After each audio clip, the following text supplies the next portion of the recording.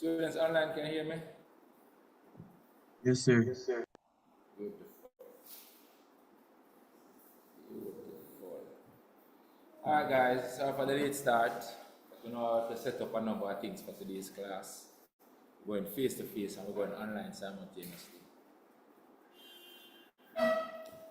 This is going to be for the remainder of the time. This color almost every class is going to be prepared class, face to face and online. So you come on a regular day face to face, you go online the other day of the week, right? So basically you're able to double the volume of work that we have to do. Alright, so I'm going to work through this paper today for you. Go through and explain, and it's revision still in revision mode, we're in exam preparation mode. We're still also revising. We're using the past papers, revise. After all, that's what we're doing. That's what we're preparing for, to be able to do these exams. And you're doing an exam where the questions and the paper will be very similar to the ones that you get in the mock exam. So, the best place to practice really is from past papers, so you can get comfortable, learn the nature and the structure, and just basically get comfortable, with the exam paper. So when you get into the actual exam room, you feel like you're in a comfortable place, all right? So you get rid of all that nerve and everything.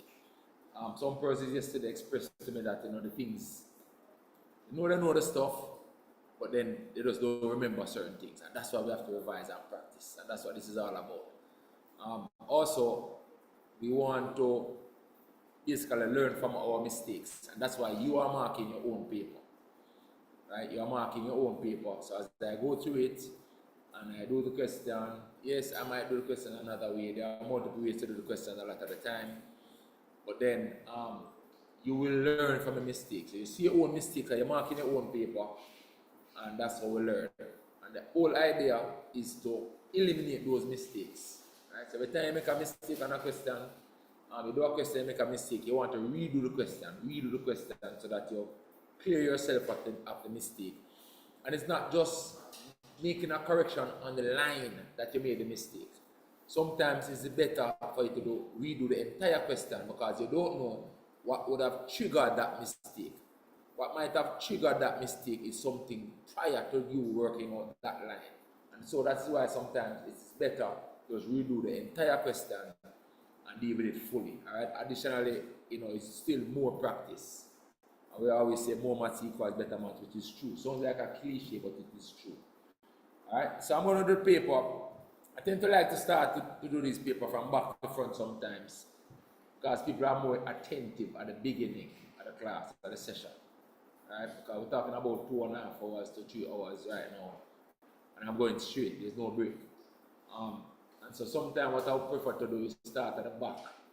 Your exam is 2 or 40 minutes, so you have to get familiar. You have to get familiar with sitting down and working and focusing and concentrating for that length of time, because that's what you have to do on exam day. So, so we have to practice how we're going to have to execute. Alright, so I think I'm going to do that today. When I know that I get more comfortable with the time, then maybe I'll start at number 1. I'm going to start at the back of the paper. Start at number 10 and just work our way to the front. Alright, so I'm going to do that today as well. Alright, so let's go. So I'm going to the back of this paper, to the last question on the paper. So I'm starting at number 10, which is your vectors and matrices question. Alright, but you can see the board clearly inside here? Alright, that's why I'll try to zoom up as much as possible. Alright, maybe I'll try to get another projector that's a little bit clearer, a little brighter. Alright, so this question says, given this matrix, determine the 2 by 2 matrix L. So this matrix is W, and I want us to form a 2 by 2 matrix L such that the sum of the matrix equal that 0 matrix. Remember, that's a 0 matrix, all the values are equal to 0. So basically, the W, the L matrix that you want, is going to be the addition inverse of this matrix. Alright? I'll put another way. If you want to find this L, you could basically subtract the W over here. So you could say that the L that you want is equal to 0, 0, 0, 0 minus the W. Let's put the W is beside it. The W is this. 3, 6 minus 2, 5. And so if you work this out now, it is 0 minus 3, which becomes a negative 3. 0 minus 6, that's negative 6. And you see that you're really negating all the values. So minus a negative 2 becomes a positive 2. And minus 5 is just negative 5. And so this is your answer right here. Very good. You get that, you write your marks. 1 mark for that. Let's go. Next one. This one says now, we have to find a matrix P now, such that W times P is equal to this 1, 0, 0, 1 matrix. You must know that this is the identity matrix for multiplication. This is what we call the I matrix. You should also know that it is a product of a matrix and its inverse that is equal to the I matrix. Right? So the P that you're trying to find is equal to W to the minus 1. That's what it is. The P is W to the minus 1. Why is that? Because you should know that W times W to the minus 1 is equal to the I matrix. You are supposed to know that. So this P is in the position of the W to the minus 1. So when you calculate the inverse of W, you are basically found P.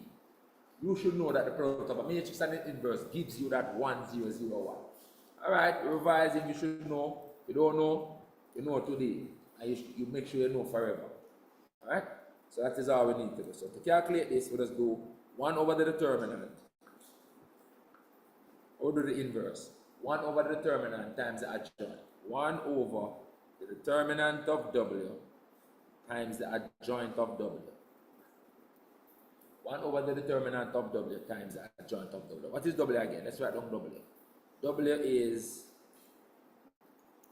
3, 6 minus 2, 5. So we'll move this down here. So it's on the screen in front of us. This is the W working. Alright, so this is the matrix we want to get the inverse of. Let's put it over here. Alright, so this calculation becomes 1 over the determinant. How do we calculate the determinant? Remember, it is this product, first diagonal product, minus this product, the second diagonal product. Some teachers say leading and trailing diagonal. Some people say primary and secondary. It doesn't matter. It is this product, which is 15. 3 times 5 is 15. Minus this product. I'll be careful with the negative sign now. That's negative 2 times 6. That's negative 12. So you're subtracting a negative 12. This minus minus here becomes a plus. Let's put that as a plus. Minus minus becomes a plus.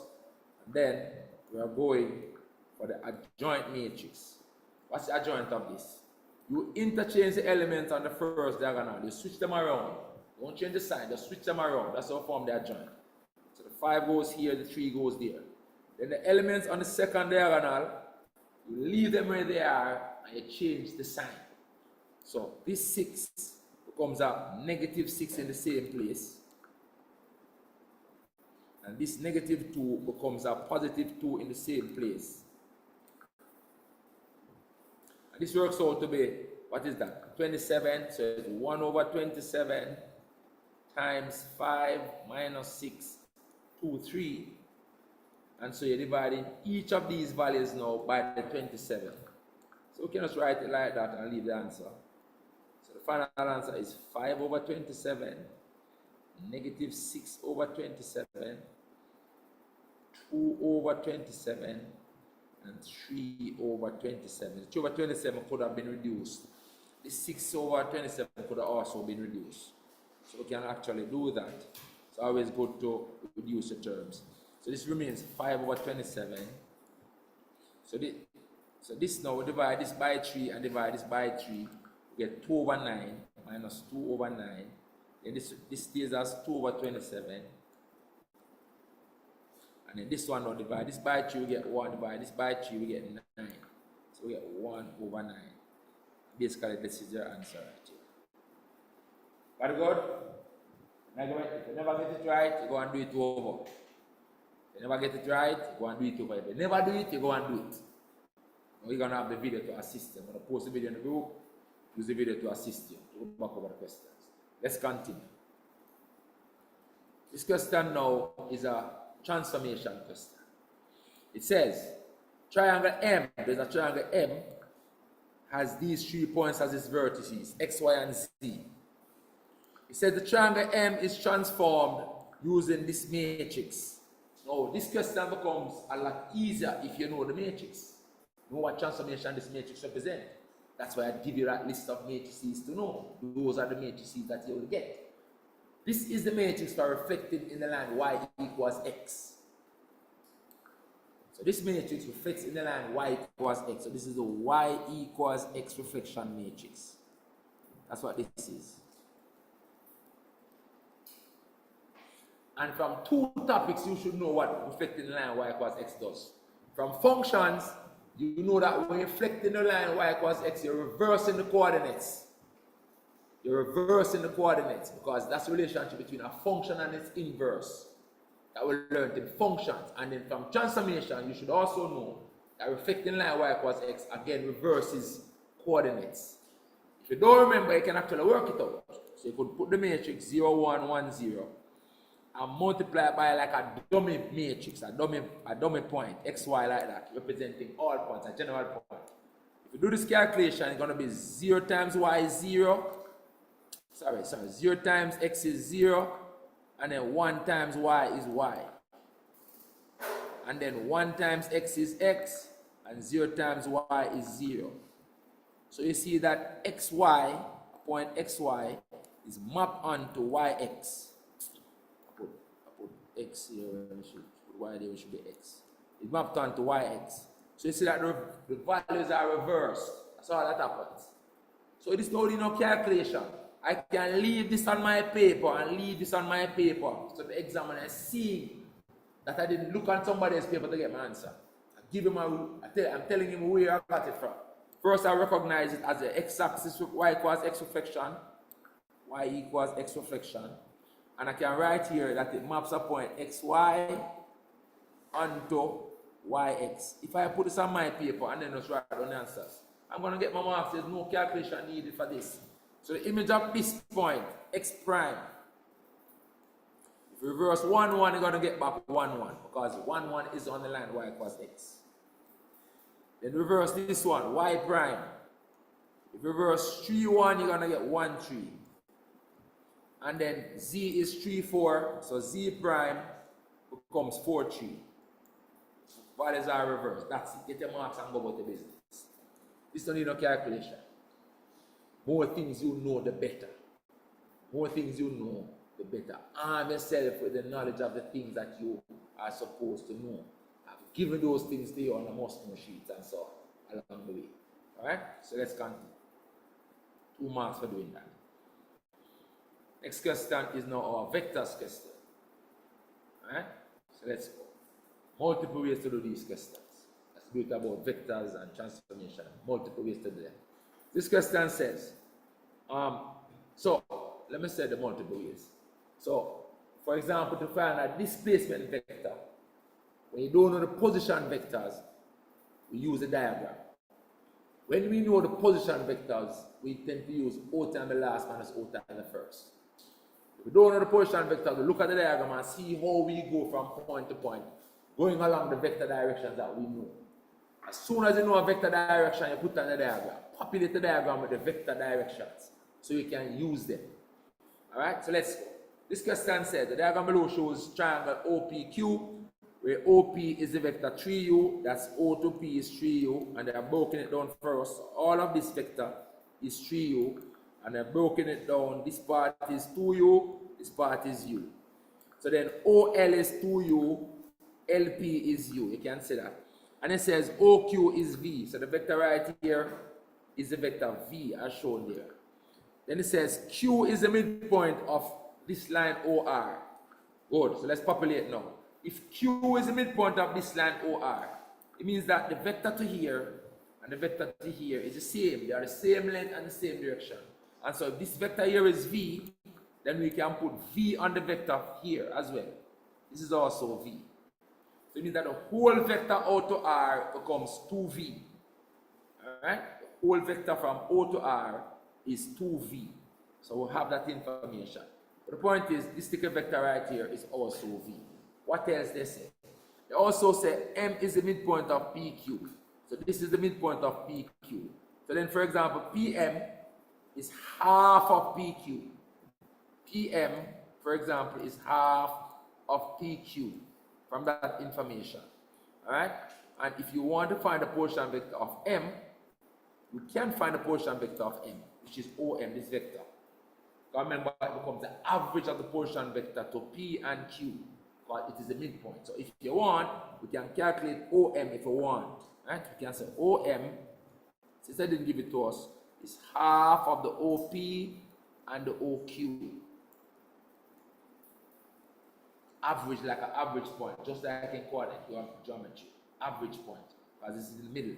So this calculation will be half of the OP is 3U and the OQ is V. So then it will become 3 over 2U plus half V. If you decide to use OM, if you decide that you're going to use OM. Alright, so that is what the OM is if you decide to use it. You don't have to use it. I'm not saying that you must and bound and compound not to use it, but if you're doing the question away where you want to use it, at least you have the vector OM, which is this straight vector across here. It's the vector OM. Or if you want to use O time the last minus O time the first for something. They give you for a reason, you're going to have to use the point M at some stage in the question. Alright, then it says as well, L is the point and OP, so OL is 2/3 of OP. But I already break this down for you already. Right? So this information that OL is 2/3 of OP is already broken down for you in this diagram. Because if OP is 3U, OP is 3U, OL, let's say, is 2/3 of OP, and the OP is 3U. So 3 cancel, so the OL becomes 2U, which is what they have here already. And so the remaining part is just U. So that part of it is already broken down for us. So we don't have to do any work on that. I'm just showing you that it is already broken down for us on the diagram. Question says no.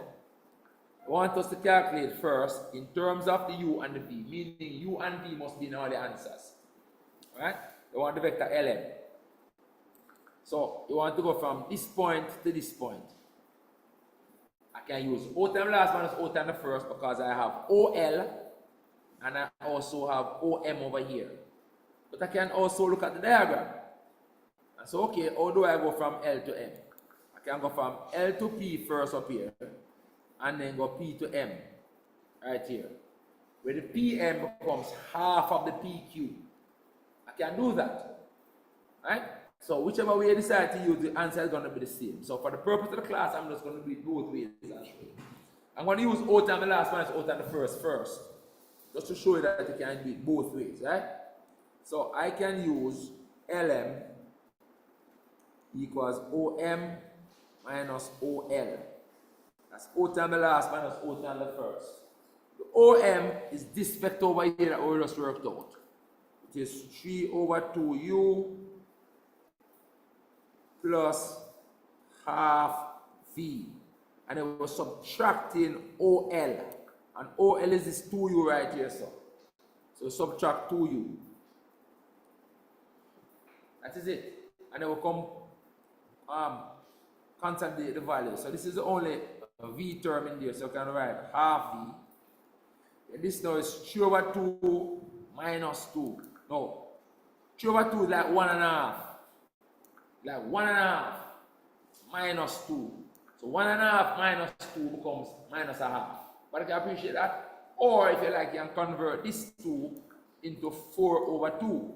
And so it becomes 3 over 2u minus 4 over 2u. 3 over 2 minus 4 over 2 is minus 1 over 2. Anyway you want to look at it, this becomes minus half u. That's the vector element using O time last minus O time the first. Or I could use a diagram and say, to go from L to M on the diagram, I go L to P is the first, and then go from P to M. But the P to M is half of PQ. So this becomes LP plus half of PQ.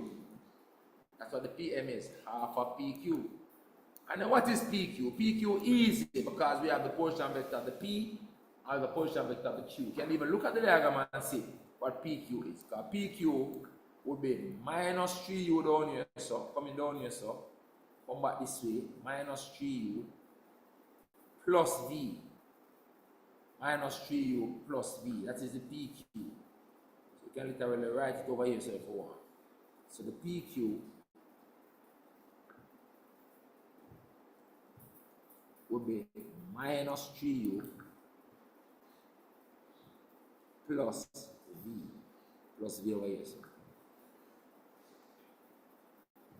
Minus 3U plus V. So we could use that and then we're going half of this. So you're gonna get the same thing that we did here. So you're gonna get the LP, which is this U right here, so that's U, plus half of this. So you're half in this part and you're half in this part. So you get half of minus 3U plus V. If you work it out, you get the same answer. This is half of a V. Half of a V. It's the only V term. Half of V.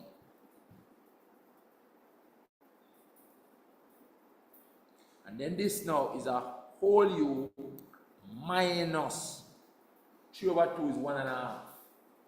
1 minus 1.5 give you a minus half. 1 minus 1.5 is negative half.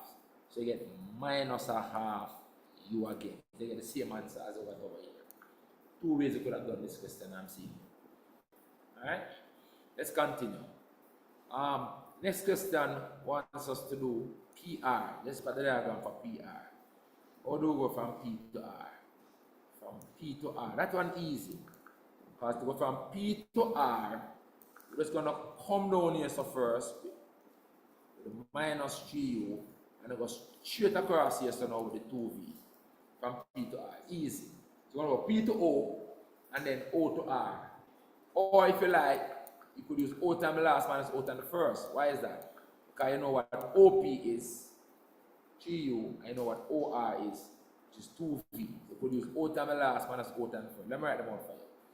So we know that OP is 3U, and we know that OR is 2V. And they're asking us for PR, which is O times the last, which is OR, because R is the last, minus O times the first, which is P. That's OP. O times the last minus O times the first. So the OR is this, which is the 2V, minus the OP is that, which is the 3U. That is it. O times the last minus O times the first. When you want the diagram, this way easier right now, but you have the 2 position vectors. So just calculate. Next part says, prove that L, M, and R are collinear. Remember, to prove collinearity, you need to show 2 things. You need to show that you have parallel vectors with a common point. So you need 2 vectors between these 3 points that are going to show that they are parallel, and then there's going to be a common point. So you want to look and see if you have the 2 vectors that you're going to use. You must use 2 vectors involving these 3 points only. Let's look. L, M, and R. So we can't use this enough, because this is a P in it. We can't use that, right? Which is L, M, and R. L, M, and R. So we can use LM that we found. Alright, so you can use LM equals this. Let's write it down. Half V minus half U. So we're going to use LM, which is half V minus half U. And we need another vector. So we use LM already. So we need a vector between these 2 points now. Right? R, M, R, M, R, or whatever, right? So we use LM. No, we use LM already.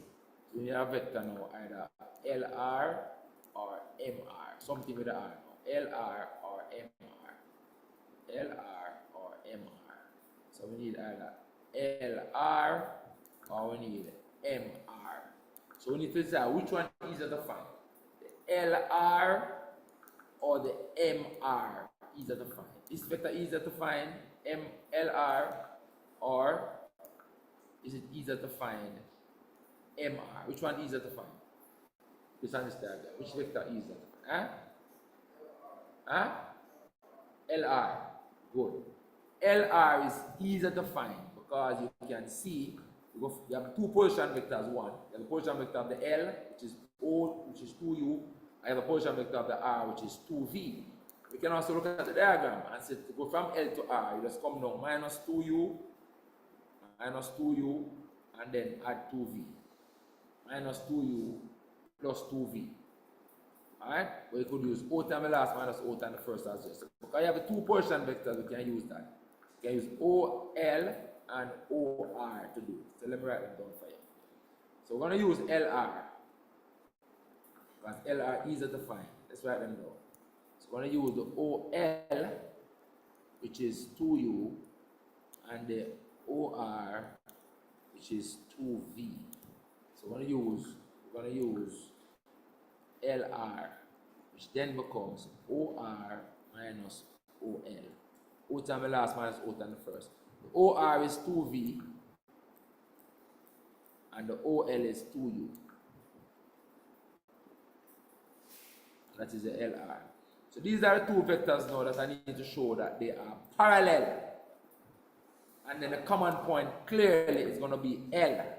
L is going to be the common point. So we're going to have parallel vectors with a common point. So to show that they are parallel, remember we had a 3 steps process. We say 1, get rid of any fractions first. Then we say we'll multiply the smaller one to make it equal the larger one. And then we equate it. But if you can look at the numbers and see a way that what you can multiply one of them by to make the two of them equal, you can just do that right away. And I look at this one. If I multiply this one by a 4, it's going to become equal to that one. See that? If I multiply that one by a 4 right now, it's going to become equal to that one. So I don't bother with the step-by-step thing.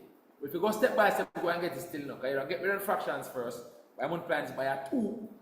You have to multiply by 2 again to make it equal that. But we can just multiply by a 4 straight. So we multiply this one by a 4. It's going to become equal to that, which is what you want.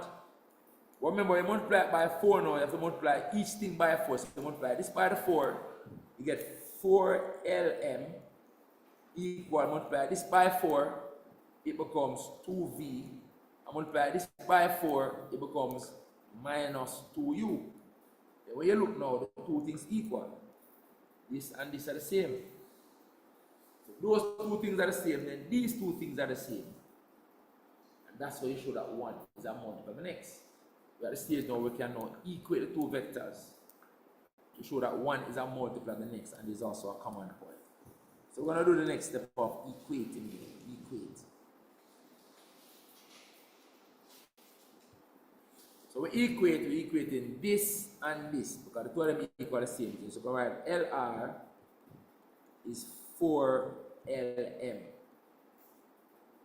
And so here now is where we can make our conclusion for collinearity, or make our case for collinearity.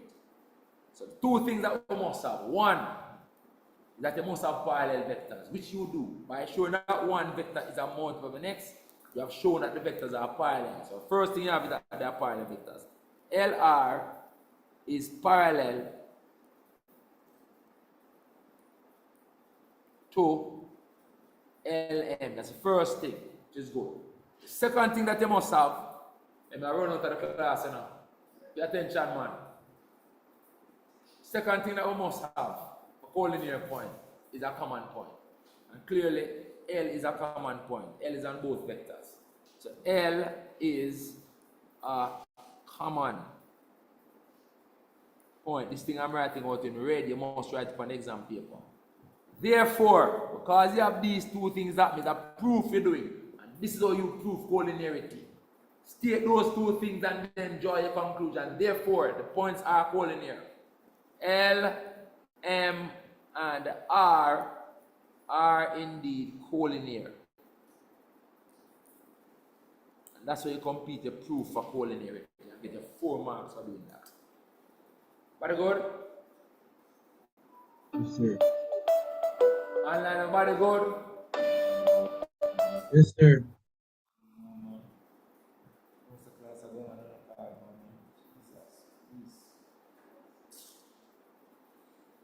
Alright. So about that, guys. All the devices I'm connected to the so I'm going to try disconnect it. Anyway, that is it. And that finishes number 10. 1 down, 9 to go. Let's go. Number 9. Remember, anything you get wrong, do it over. Everybody get much marks of Christian the Valley. The Valley a total of 15 marks, 12 marks. Everybody get 12 marks. Yeah, 12 marks for these questions. 12 marks. 12 marks question, them are too easy. 12 marks. You get 12 marks for one question. You get everything right in section 2. You know. On your way to a part. 36 marks at section 2 alone. Come, number 9. Another easy question. Come on. This one is a circle theory. Question says, in the diagram below, A, B, C, and D are points on the circumference of a circle with center O. It says AOC and BOD are diameters. So that's a diameter, that's a diameter. Once you hear diameter, your brain is supposed to be thinking of the diameter rule. Angle subtended by diameter is 90 degrees. Your brain starts thinking that way, thinking of the rules right away.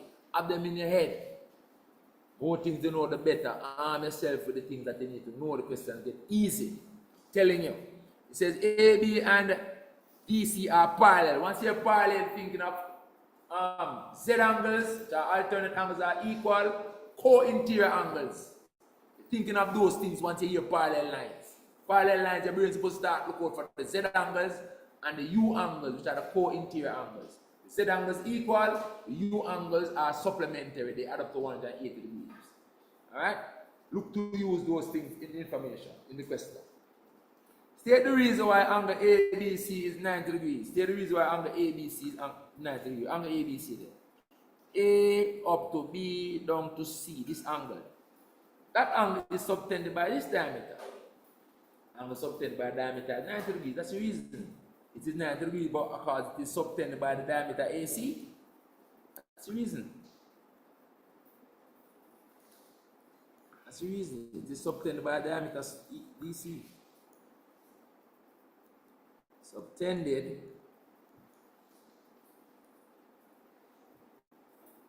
by diameter AC. The diameter subtending it is AC. That's why it is 90 degrees. Done. 1 mark for that. Get your 1 mark and go. Next question, please. What else I said? It said determine the value of each of the following angles. Show detailed work where necessary and give a reason to support your answer. The reason is the rule. I will learn, right? Angle BAC, let's look at it now. Angle BAC, let's go. Angle BAC. So B to A to C over here. So we're still working in this triangle. Look what you do about it now. We know that this angle is 90 degrees, don't it? That's a right angle triangle. So these two angles must add up to 90 degrees as well, don't it? And the other one which is 2P. So if we find P, we just multiply that by that and we'll get that one. See that? So those two angles add up to 5P, you know. You see? They are complementary angles and the one that I want is 2P. So let's find the P first and then we can tell them that that angle is 2P. And then we should show calculations and work it. And these two angles are complementary angles. And if you want, you can say total angle in this triangle is 180 degrees. But you could say that these two are complementary angles. They add up to 90 because they're the two angles other than the 90 in the right angle triangle. So let's do that. So we're going to start by saying 2P plus 3P equals 90 degrees. Right? Complementary angles. Complementary angles.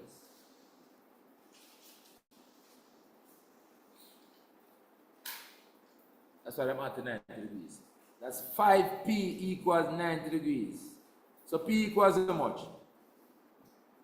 Divide by 10 and then divide by it's 18, that's right? 18 degrees. So p equals 18. 18 degrees are just 18. Let me see. The degree is on it, then the p is just 18. But understand that? Degrees is on the p already, so the p is just a value of 18. And that angle is 2 times 18. So angle BAC now is 2p, right? So BAC. So you're gonna write now angle BAC is 2 times p degrees. It becomes 2 times 18 degrees, which is 36 degrees. And you can read up your side already. Done. Complementary angles we use in that channel. Alright? Next question. Angle Q. Let's look at angle Q and what angle Q is. Angle Q. Angle Q is this one. So angle Q actually equal that, you know. Why? Because remember now, that angle Q, if you go back to find what is subtending it, come back till you reach circumference here, come back till you reach circumference here. It is being subtended by this chord, or if you like, it is being subtended by that arc. The same chord is subtending this angle at 2p up here that they just asked us for. They are in the same segment. Both of them are in this segment of a circle. Alright, on that arc. Basically on the same segment. This is the same segment both angles are in. Angles in the same segment subtended by the same chord are equal. Angles in the same segment are equal. So the Q equal to 2p. Right? That's all. The Q is equal to the 2p that we just found a while ago.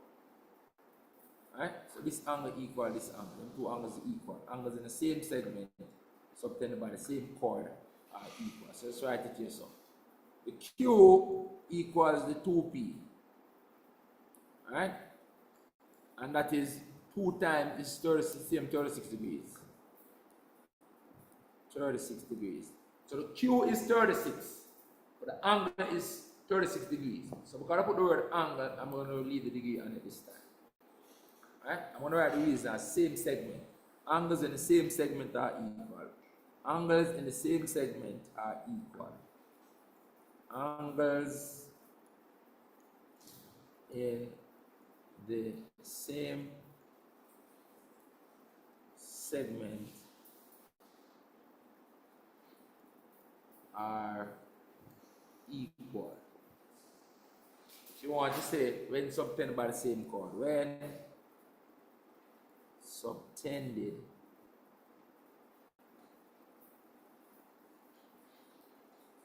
by the same chord or arc, same chord or the same arc. They are equal. That's the reason for that. That's the reason for that one. They are the same segment subtended by the same chord, subtended by the same arc. 36. What else? Angle R. Next one is angle R. Let's go. Angle R. Right here. Angle R right here. Them two angles just are equal now, you know. Why are they equal? Because they are the base angles in this isosceles triangle. Remember, the second triangle is always an isosceles triangle. Why is that? Because this line is a radius. That line is a radius. Two of them equal in length. So these two angles equal. So R and Q are the same. They are the base angles in that isosceles triangle. See? Right? They are the equal angles in that isosceles triangle. So we can say the Q equals R, and the R equals Q, which is that 36. Everything equals 36. Get an easy question here, someone. Question too easy. So we're going to write the R equals Q, which is 36. Q degrees, which is 36 degrees. Alright? So we're going to write angles in the isosceles triangle, right? Equal angles in the isosceles triangle. They are the equal angles. Equal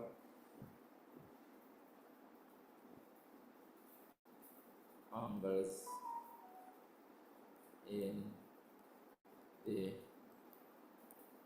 isosceles triangle.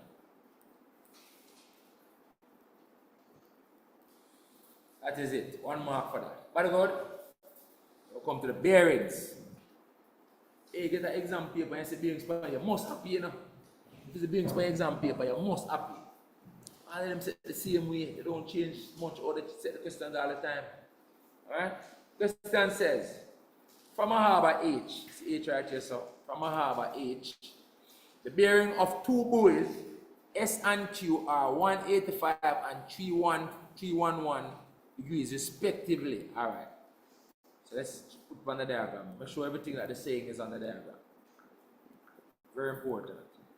Alright, so to show the 180 degrees, that's this angle right here now, down to S. That's this angle here, they show it for you. That's the angle of this direction. Remember, bearing is a direction given as an angle from the north, clockwise, right? That's what bearing is, it's just a direction.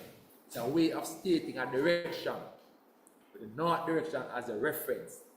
And that bearing as an angle must be given clockwise. What's this little boy I want to know for the class? Pay attention.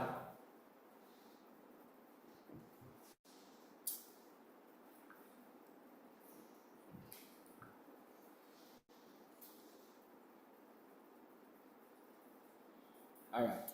And this is the other one, the bearing up to Q. Q here, so it's 211 degrees. So we're going to put that on the diagram now. So we want the bearing up this direction up here, so. The bearing up that direction up to Q. Q's up here, so you know.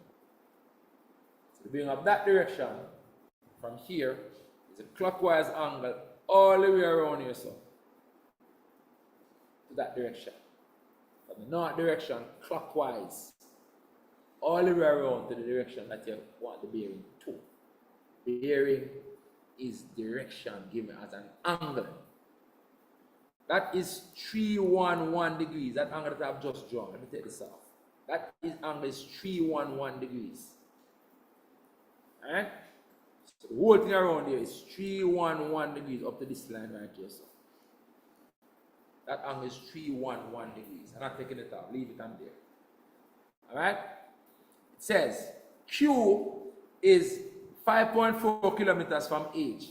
This distance is this distance right here. So 5.4. Let's put on the diagram. 5.4. Everything them tell you put on the diagram. This is 5.4 kilometers. And the S is 3.5 kilometers from H. So this distance on us is 3.5. Put it on there. 3.5 kilometers. Put it on the diagram. It says now, on the diagram below, which shows a sketch of this information, insert the value of the marked angle QHS. That's the angle in between here. So QHS, eh? So Q to H to S is this angle in here, the mark. So this angle here where the mark right here. So this angle inside this. That clearly is the difference between the 311 and the 185. But can I say that? What I say that? That's the difference between the 311 and the 185. What does that work out to? 311 minus 185. Let me put it up here. So this angle of them one becomes equal to 311 degrees minus 185 degrees. What you get for that? One on the bride, 126 degrees. Alright, so let's put on there. So this angle inside here, this angle inside is 126. Put it on the diagram. So work out something, put it on the diagram. Don't hesitate. So this angle inside here says 126 degrees inside here. 126. All this angle here is 126 degrees. Alright? Good. So now that we know these two sides, and angle between them, okay, it's cosine, we'll find this side across here now, you know. Bet is that the one next. Let's see. See, calculate QS. Must. QS. So we're going to use cosine rule now. Cosine rule now in this triangle, because you have two sides and an angle between this triangle now. You have two sides and an angle between to find that one using the cosine rule. So I'm going to use cosine rule. Let me write it up here so on the screen so everybody can see. So cosine rule we're going to use for QS. Let's tell the examiner. Cosine rule.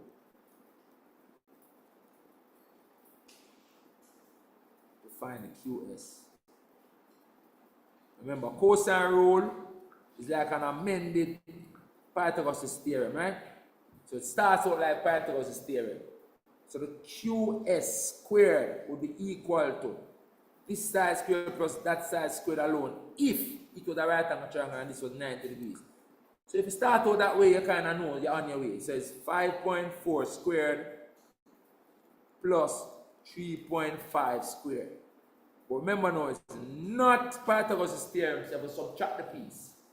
And you always subtract 2 times the product of these two. That's a 5.4 and a 3.5, and then you multiply that by the cosine of the angle between them, which is not 90 degrees. It's 126 degrees. And nobody waste time work out this part, and that part separately. Right now, we can even drop this square. Let me put it in red. You can square both sides, so we can drop this square and square root this side. So the one calculation, one time. So I'm going to copy this down. I'm going to do one calculation. Copy it down. Let's put everything in the calculator one time. Nobody waste of time. You don't need to be working out on part, piece. That's why you need to get a good calculator. Alright? And furthermore, the space that they give you to work is very small. And there's only 2 marks for the question. So don't expect no work per calculation. Put all this in the calculator one time and tell me what you get. Anybody did this? How much? 7? 7.8? Alright, so I'm going to practice to give you answer to 3 significant figures. Huh? No, 3 significant figures. 7.8 what? 7.976 again? What you say? 7.8? Okay, you work it out piece. You put everything in the calculator one time, you work it out piece. Let me do it myself. I'm not just so now. Let me do it myself. I want to see what tell a lie or what tell the truth. Let me show you what you must do. Let me do it to show you what you must do. Not because I'm not just so. But let me show you. You must put it in the calculator, everything one time under one calculation with your good calculator. So put in the 5.4 squared plus 3.5 squared. They are minus 2 times 5.4 times 3.5 times cosine of 126 degrees. 7.3 significant figures, 7.98 times 7.98 kilometers. Give your answer to 3 significant figures if they don't tell you how accurately they want the answer. You give it to 3 significant figures. Alright? So 7.98. I'm going to put on the diagram one time. You always want to populate the diagram with the information as you go. Just in case you need to use it. More than likely you're going to need to use it. So put on the diagram as you work it out.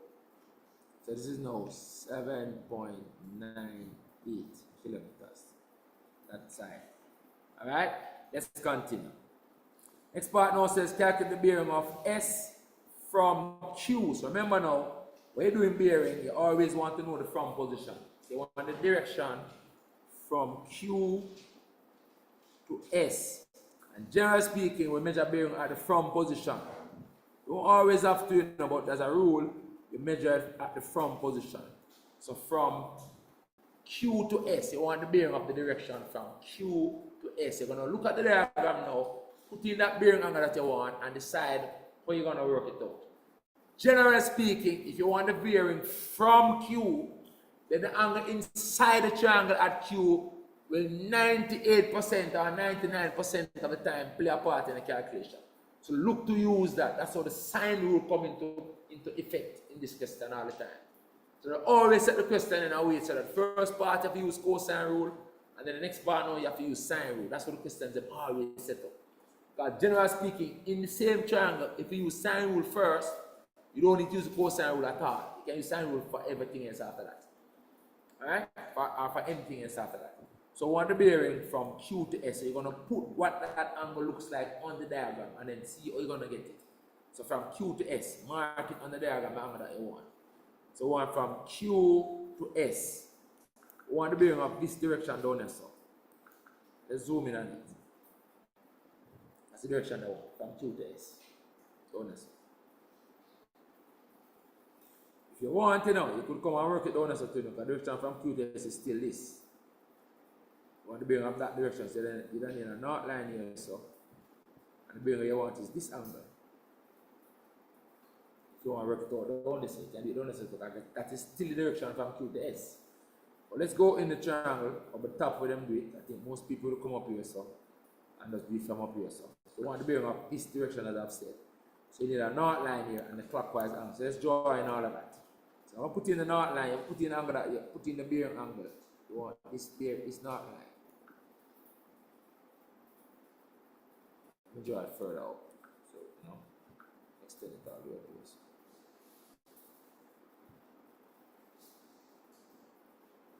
And the bearing angle that I want is this one. I don't want the bearing down to S. S is somewhere down here, right? So I want the bearing up that direction. So that is the angle that I want. And I always say, the angle inside the triangle, this vertex will play a part in the calculation. Let me put it in. Let's call this angle alpha. Inside here. Will play a part in the calculation. Right? So, if we can find this other angle now, then we're good to go. Let's mark it in black.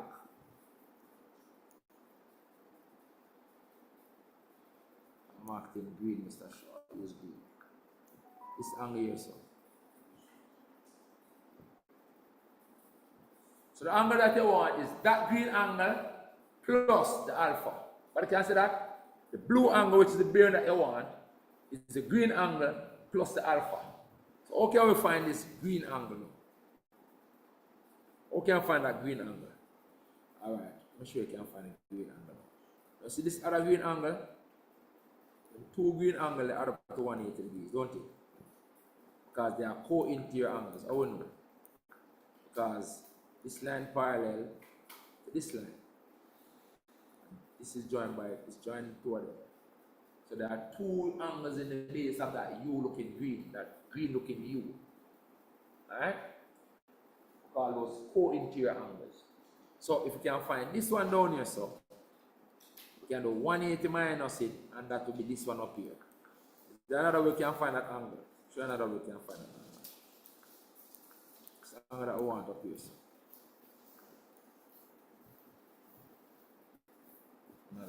Now if I take this north line and extend it down here, right?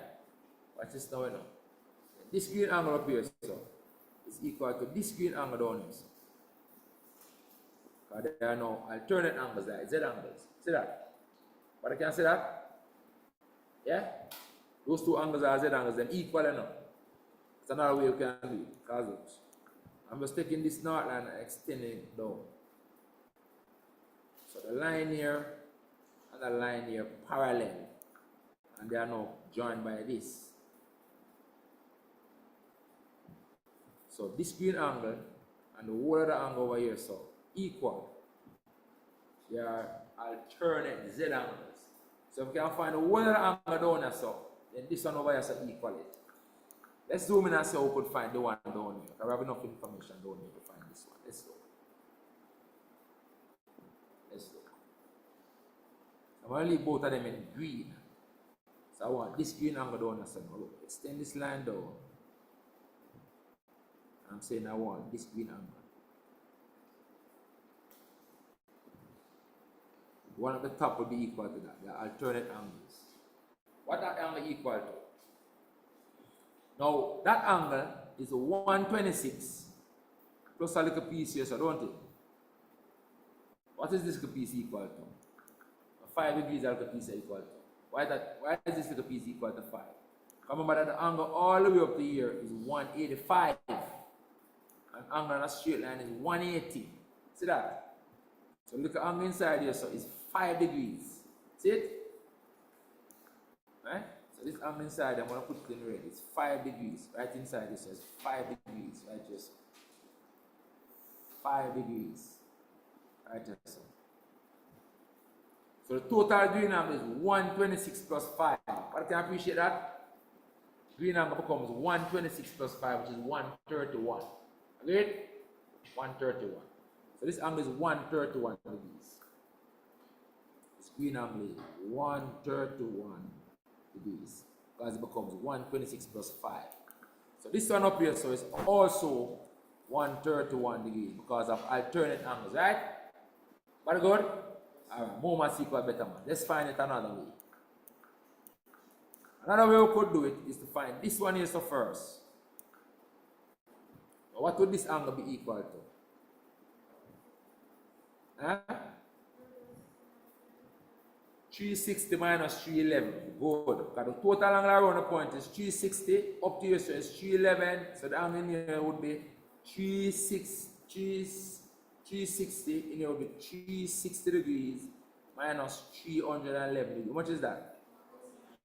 49 degrees. And then now, 49 and the one up here, so add up to 180, don't it?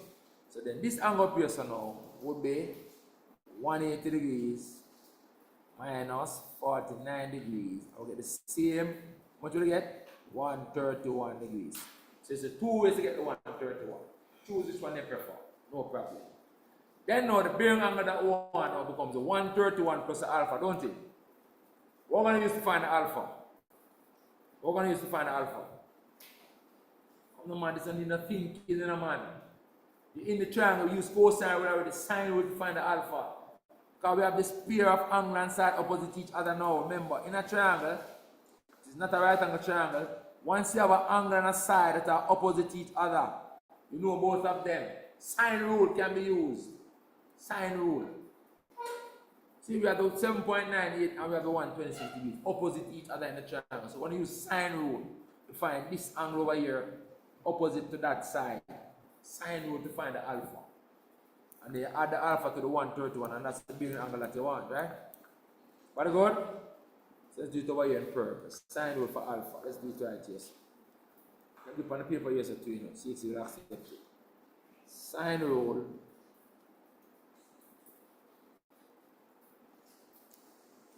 for the alpha. So start with what you want. You're going to say sine of alpha over the side opposite the alpha is the 3.5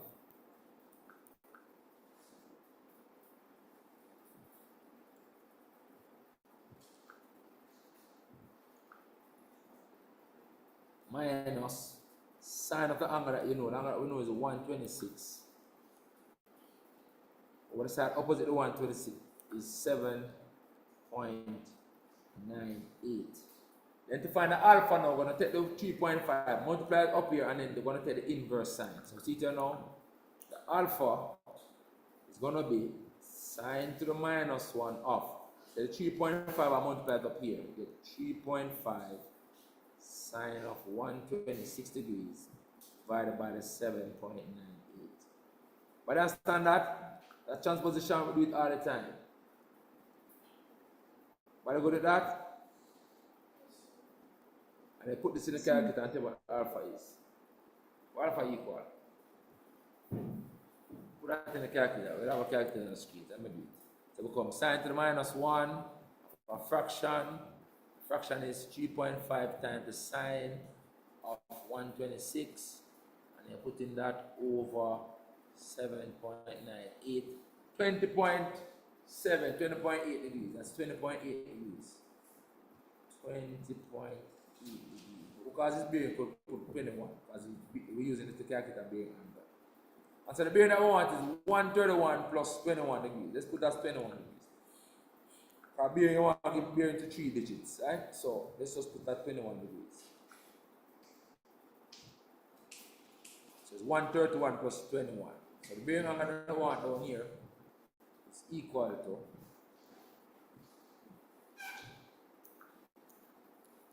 121 degrees, 131 degrees, sorry, plus the 21 degrees. And the both of them on the screen. So that's 152 degrees is the angle. And 121 is on the page and the 21 is on the page. So they will see how I got the 131, see it right here, they are seeing how I got it. And they will also see how I got the 21. They are seeing it because it's right there on the paper. But good? That is it. Is question done? Yes. 2 down, 8 to go. Let's go. Next question. Number 8. Number 8. Number 8 says, straight line graph, x equals 5 minus 3y. Let me write this up. Intersects the x-axis at P. Now remember, on the x-axis, you must know that y equals 0. And intersect the y-axis at Q. On the y-axis, x equals 0. That's what you know as a start. On the x-axis, the y value is 0. Oh, come on. And on the y-axis, the x value is 0. It says determine the coordinates of P and Q. Just put those in this and get the y and the x for the respective points. So at P first, P, you know that the y value is 0 at P. The y value is 0 at P. Spend that writing so good. I'm going to get a different device. Spend the giving no problems. So y equals 0 at P. So you're going to put y equals 0 in this, and you're going to get x equals 5 minus 3 times 0. X equals 5. X equals 5. So P is a point 5, 0. You put the x value first. Then at Q, x is equal to 0 at Q. Put x equals 0 right here. So 0 equals 5 minus 3y. Q over the 3y, you get 3y equals 5. You divide by the 3. So the y equals 5 over 3. So Q is a point 0, 5 over 3. So then here, P is 5, 0. Q is 0, 5 over 3. That's it. Next part. Calculate the length PQ giving your answer to 2 decimal places. This one kind of easy because they give us 2 easy points. Like this. And later we'll put them on. P is on the x-axis here, so. And Q is on the y-axis up here, so. Alright? And they're talking about this line. The one length of that line. What is it? So this length, since this is 5, 0, it means that this length is 5. And since this is 0, 5.3, it means that this height, 5 over 3, I mean, is 5 over 3. I want to find the length of that line. Pythagoras' theorem. That is a formula. It's easy. Pythagoras' theorem, the length of PQ. Right? To 2 decimal places. So PQ is the square root of this side squared plus that side squared. That's what I find. This side squared first. So it's 5 squared plus 5 over 3 squared. I'll put vector on it. It's the length of PQ over. PQ equals. Put that in the calculator. Let's have 2 decimal places. Let's give them their 2 decimal places. Huh? 5.27, you work it out and get?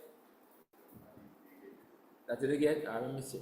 Let me see. Square root of 5 squared plus fraction. Let's bracket it up. 5 over 3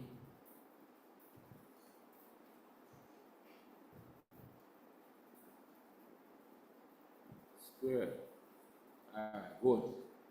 5.27 units. I say units. Length in quantum geometry is in units. 5.27 units. Beautiful. Beautiful. You're bright. I tell your mother. Let's continue. This question says R is the midpoint of PQ. Determine the coordinates of R. Easy again. Easy. Remember, midpoint like an average point. Right? So R is a point. R is the average of the x values. Average of the x values and average of the y values. What are the values again? P was 5, 0. And Q is 5 over 3, 0. No, 0, 5 over 3. 0, 5 over 3. So I can average in 5 and 0 first.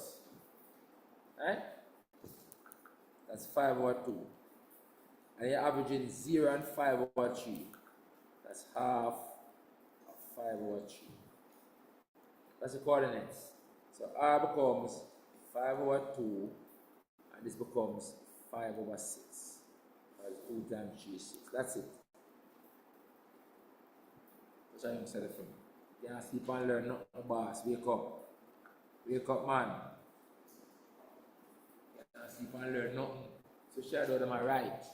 What you work where you do there? Suppose you have to make corrections. Suppose making, you get everything right?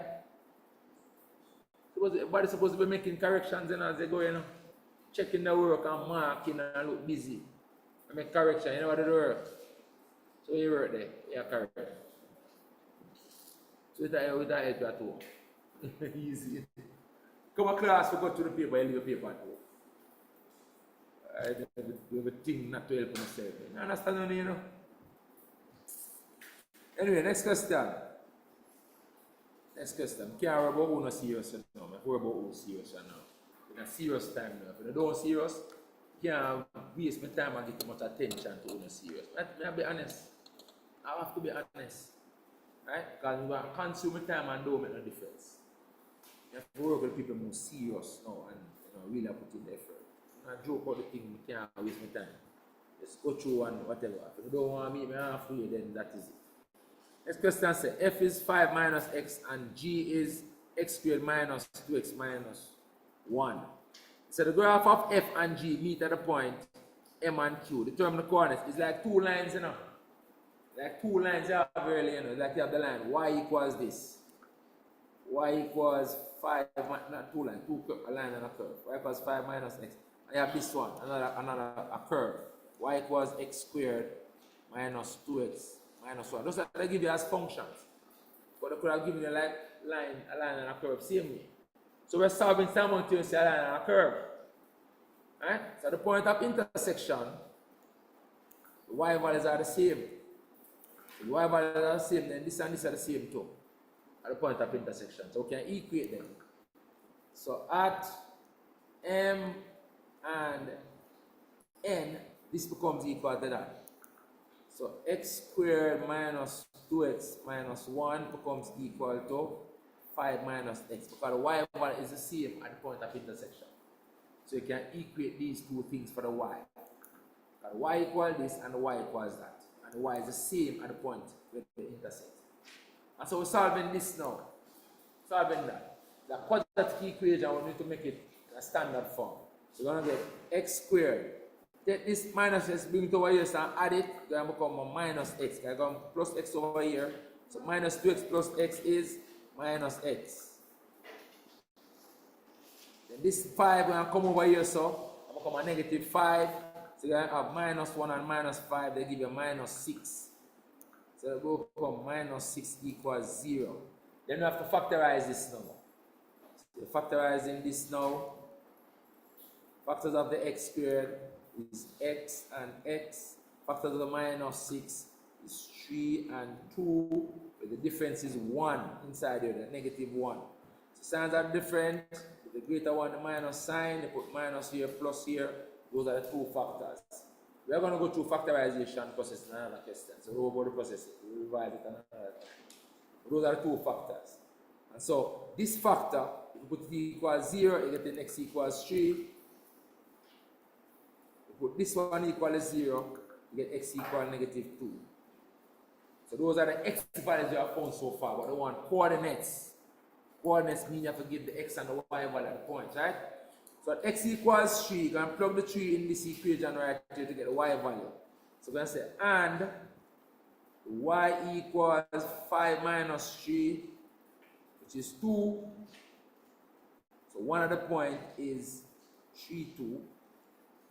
And at the other point, we're going to take the negative 2 again and put it here, so where the x is. So we're going to get, for this one, the y equals 5 minus, and the x value now is a negative 2. That minus minus becomes a plus, so it's y equals 7. So the second point is negative 2, 7. Negative 2, 7. So they didn't tell us which one is m and which one is n. So we can give either one. You can give them either one, whichever one you want. So you can call that one an m if you want, and that one an n, or vice versa. Alright. I made this one with a small x value. with the M. Don't really make a difference, you know, but those are the coordinates. This one.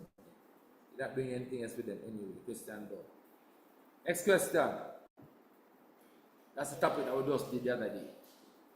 Velocity time graph, distance time graph. Remember, the key thing for a speed time graph is 1. Gradient is acceleration. Acceleration is gradient. Area under the graph is distance traveled. Area is distance traveled. Average speed is distance over time within the segment that I tell you. Distance over time with the distance is area. Those are the main things for this thing. Use that information, you're good to go for a speed time graph. Alright? Remember, acceleration is rise gradient. Because acceleration means that the speed is increasing. So it's rise gradient, rise over run. Deceleration or retardation is fall gradient because the speed is falling. So it becomes fall over run for deceleration. Alright? You don't put a negative on it. Deceleration.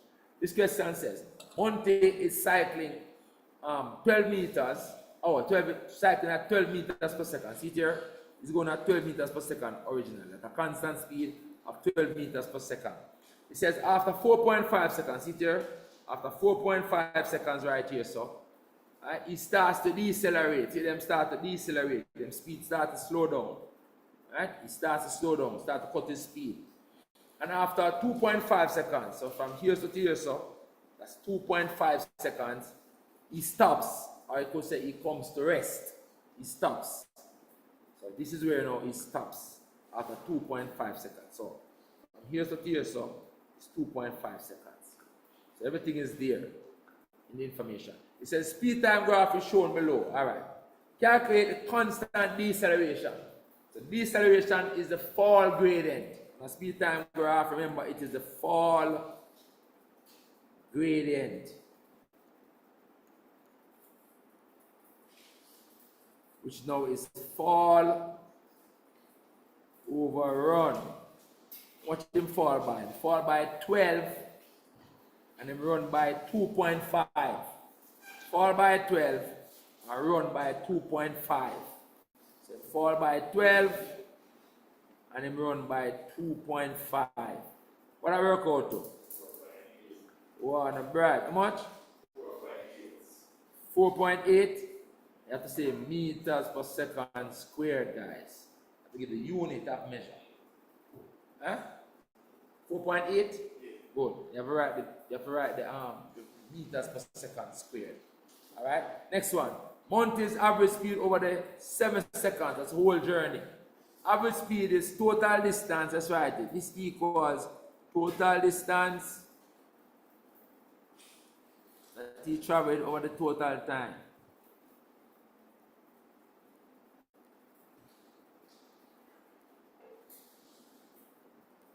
And total time is 7 seconds. But the total distance is area, don't it? Total distance is area, so it becomes total area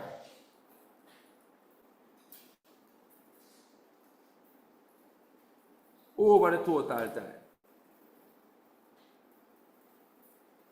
Easy question. Which then become, what's the total area? That's the area of a trapezium. That's a trapezium, you know. Want to order the area under here, so. It's a trapezium. Because this side up here is parallel to this side up here. This side up here is 4.5. This side down here so is 7. And the distance between them is 12. If I get the same question we're doing in class, don't let them like to give 12, don't it? Meters per second. Remember? With some question in class and the speed was 12, don't. So those are the dimensions we're using. 4.5, 7, and 12. So the parallel sides are 4.5 and 7. Distance between them is 12. Using the area of a trapezium for the distance traveled. So let's go. This becomes equal to the area is half the sum of the parallel sides, which says 4.5 and 7. Then the distance between the parallel sides is 12. And divided by the total time of 7. Put all that in the calculator and get your answer. And it is meters per second when you're done. How much? How much? 9.86. Everybody get that? Alright, I'm going to answer the wrong. Make sure I'm right. 9.86. Right. That's correct. Gotta get that? Alright, beautiful. I put the meters per second. Don't put the meters per second, you lose a mark, gentlemen. Let's not give it away. Speed is in meters per second. You get that too?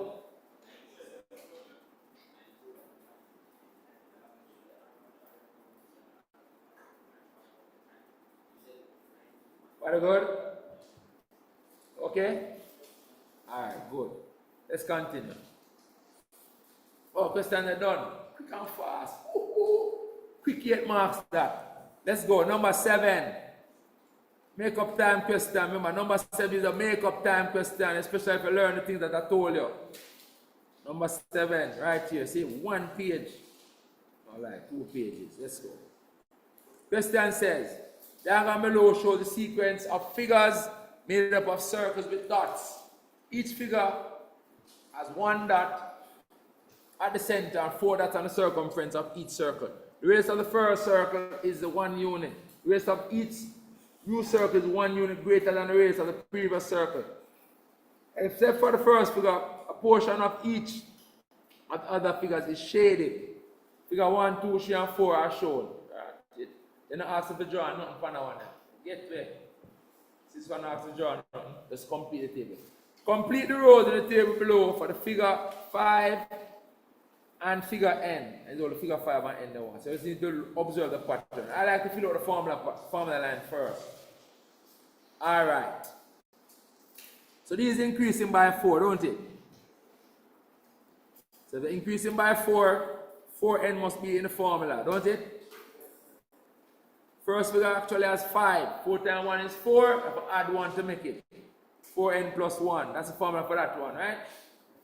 Then this one now, this is what? These are the perfect squares, don't it? I gave you a list of formula that you need to look and observe and know them. These are the squares. Just that all of them are multiplied by pi, no problem. It's a 1 square now. So these are squares. N squared times pi, beautiful. N squared times pi. These again, these are your odd numbers. I gave you 2 formulas for odd numbers. I gave you 2n plus 1, 2n minus 1. This is the 2n minus 1, don't it? If you even never know, you could see that these going up by 2, don't it? So it starts with 2n, don't it? But the first one only has 1 pi. 2 times 1, I have to subtract 1 to make the 1, right? So 2n minus 1, don't forget to put the pi beside it. 2n minus 1 pi. Good? Then over here now, this look like a rectangular formula. Hold on a second. Hello? Yeah?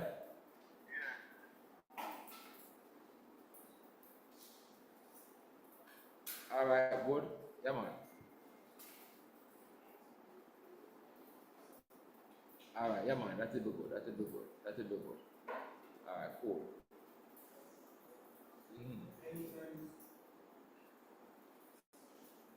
You can get them 2-2, man. Yeah, man. You can get them 2-2. Yeah. Alright, cool. Thanks. Yeah. Yeah, man. Yeah, man. No problem. Cool, yeah. Alright, sorry about that. Right, so these are your rectangle. I gave you them, you know. Remember, I gave you them, so you should be able to recognize them, right? Study them so that when you get them, you know them. More things you know, the better. This looks like your n times n plus 1. Right? This is n times n plus 1.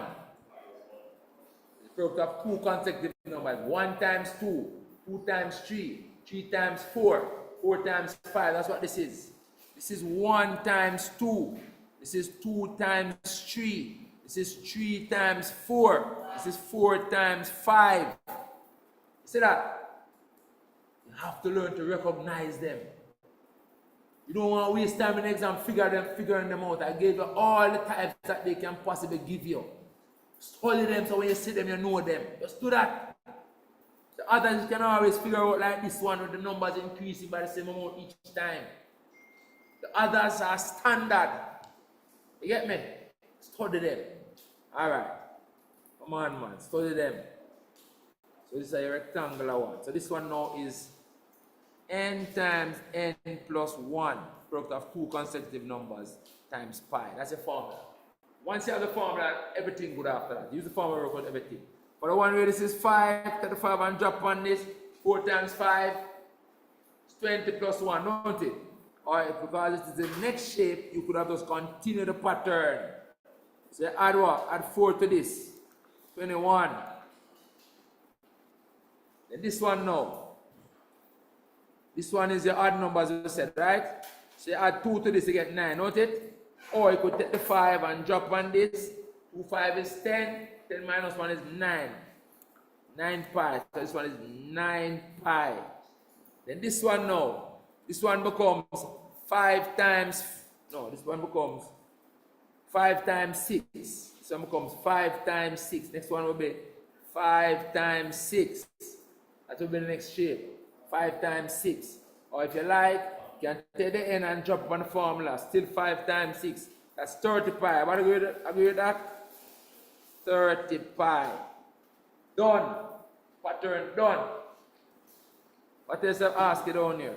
It said determine the value of n when the number of dots in figure n is 541. Let's look for the dot formula.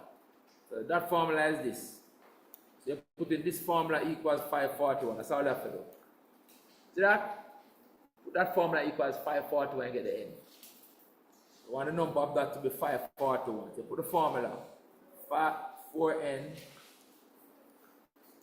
4n plus 1 is plus 1. You put that equals 541.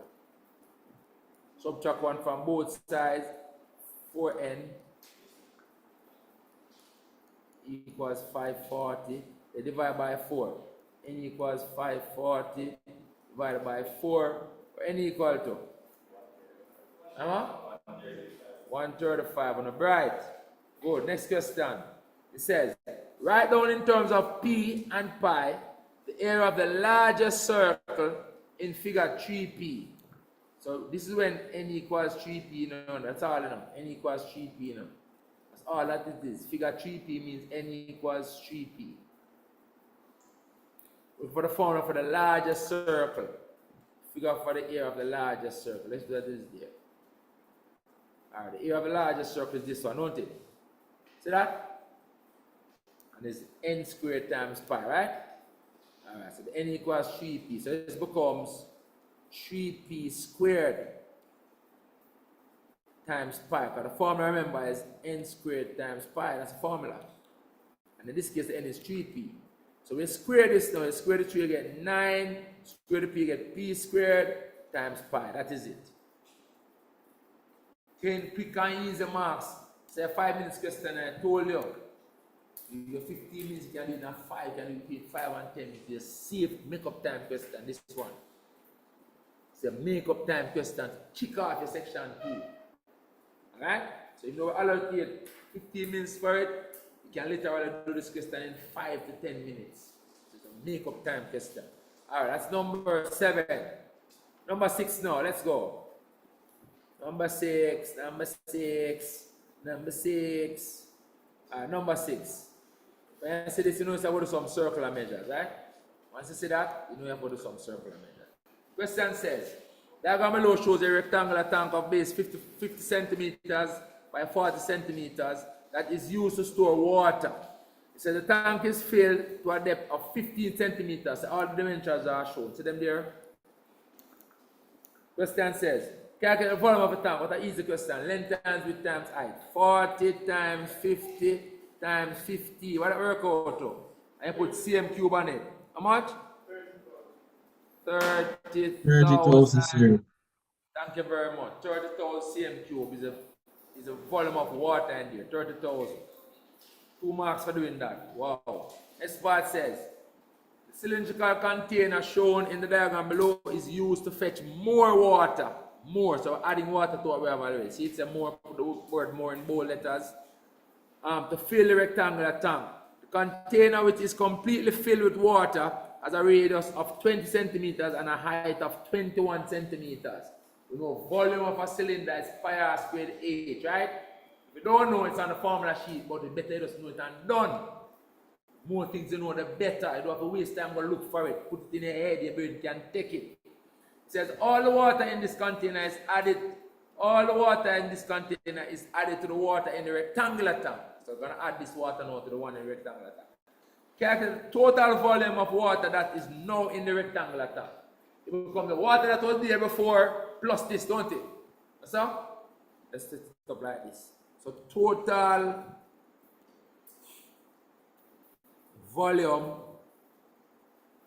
equal 30,000 that is there before, plus the volume now is pi r squared h, right? You can just put the values in now. What I'm supposed to use for pi? I'm going to put the values and write the formula over it. Pi is 22 over 7, alright. So it becomes 22 over 7 as the pi. The r squared is 20 squared times the h is 21. Let's put the example, show the example of the formula. So this formula I'm using pi r squared h for the volume of the cylinder, right? Good? Pi r squared h. Here are the base times the height. Put all this in the calculator now and tell me what I get. I know some might need the volume here individually. Let's work it out. Let's put it individually. Let's work it out individually. That's 30,000. What is work out by itself? Somebody tell me what I work out by itself. You might need that volume by itself. Huh? 26,400 flat? 26,400. So that's the volume of one of the cylinders, right? And add them together now, you're going to get 56,400 cm cube. Alright, that is it. Next question said, show that the depth of water in the rectangular tank is now 28.2. So two ways we can do that. You can use this depth and work out the volume and see if it comes equal to this. Or we can work it the other way. We can say, okay, we know now that the new volume is this. And work out what the depth would be. It's something like this. It's like we have the rectangular tank, right? I will add some water to it. I will add the water to it. The depth rise up to here now. After I add the water to it, I will now try to find this depth. And that is the depth when the volume is now 56,400. So that depth, that volume would now be 40 times 50 times D. Everybody understand that? That would be equal to now 54,600. Everybody understand that? So that's how we want to find that depth now, what it is now. So let's go. So it is, so we're going to put, I will leave in the work on the diagram that we did, right? So we're going to do 40 times 50 times the D that we're trying to find is now equal to 50, how much is that? 56,400 is now equal to 56,400. But understand that work? But understand what I'm doing? I'm putting the volume with the D that I don't know, put it equal to what the new volume is, and this will work out the D for me. So what I have to do now is divide this area, this total volume by the 40 and the 50. So D equals 56,400 divided by the 40 and the 50. And I'm sure this is going to work out to be 28.2 centimeters. Let's see. So I'm doing a fraction. It's not the only way to do it, you know, but this way can be worked. This way good enough. 40 times 50. Good. See there? Work out the test. Good. So we just kind of work it out. If you wanted, as I said, you could have multiplied these three things and show that the volume is this. That will also be approved. You understand? Good. Now let's go. So that is the depth that it is now. It says the vertical height of the rectangular tank is 48. The vertical height of the rectangular tank is 48. Determine how many more cylindrical containers of water must be poured into the rectangular tank for it to be completely filled. Alright. So the total volume is 48. So we need to know how much to move by. Watch me now. So we went from 15. So one cylinder something was 50, right? Let me see. It was originally 15, so let's remind me. Right, it was originally 15. I will move it up with one container one container, move it up by this difference. Alright, so let's set it up this way. The amount we have to do this, you know. Alright, so we want to see what one cylinder equivalent to. So one cylinder equivalent to a height of 28.2 minus 15. But I understand that? That's what one cylinder going to raise it by. That's 13.2 centimeters. Let's raise it by 13.2 centimeters. So one cylinder going to raise it by 13.2 centimeters, right? But I understand that. Because we're at 15 first, or one cylinder, or full with one cylinder, it raises it up to 28.2. So one cylinder of water raise the height. But the base stay the same, you know. It raise the height by 13.2 centimeters. Them say now the overall height, the vertical height of the tank is 48. So we want to know what more height need to cover to fill the tank, right? So required to full. Required to full is 48 minus where it reached 28.2 already. So the height required to full is that 48 minus 28.2. So it's 19.8 centimeters required to full. You want to know how many of these is in this? You understand? Right? You have 19.8 left for full it.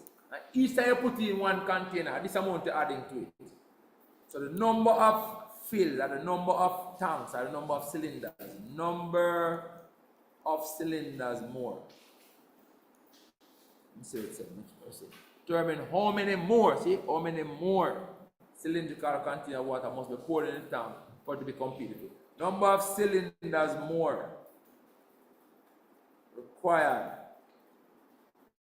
must be equal to the total height you need for cover more, which is 19.8 divided by the height with one cylinder cover, which is 13.2. What that work out to?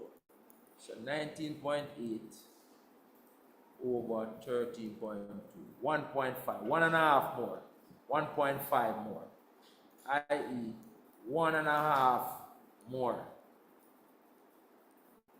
1.5 more. Anybody got that? You get 1.5 yesterday? Right. Which method do you use? The other ways to do it, you know. I'm using the height. Could have also worked with the volume. I could have worked out what the total volume is. Right?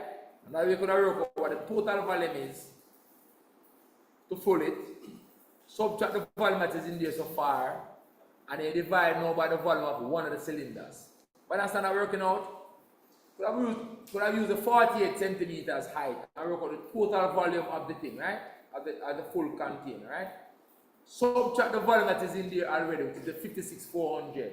That will tell you how many more, what volume more is left to full it. You divide that total volume that is left to full it by the volume of one of the cylinders. You're going to get the same 1.5, I'm sure. What I would advise for you to go and try that way. You're going to get the same 1.5, 1.5. Alright, 1.5 more cylinder car. This cylinder left to full it. Done, 9 marks. Let's go. Number 5 next, right? I think we have statistics next. Number 5 is always statistics.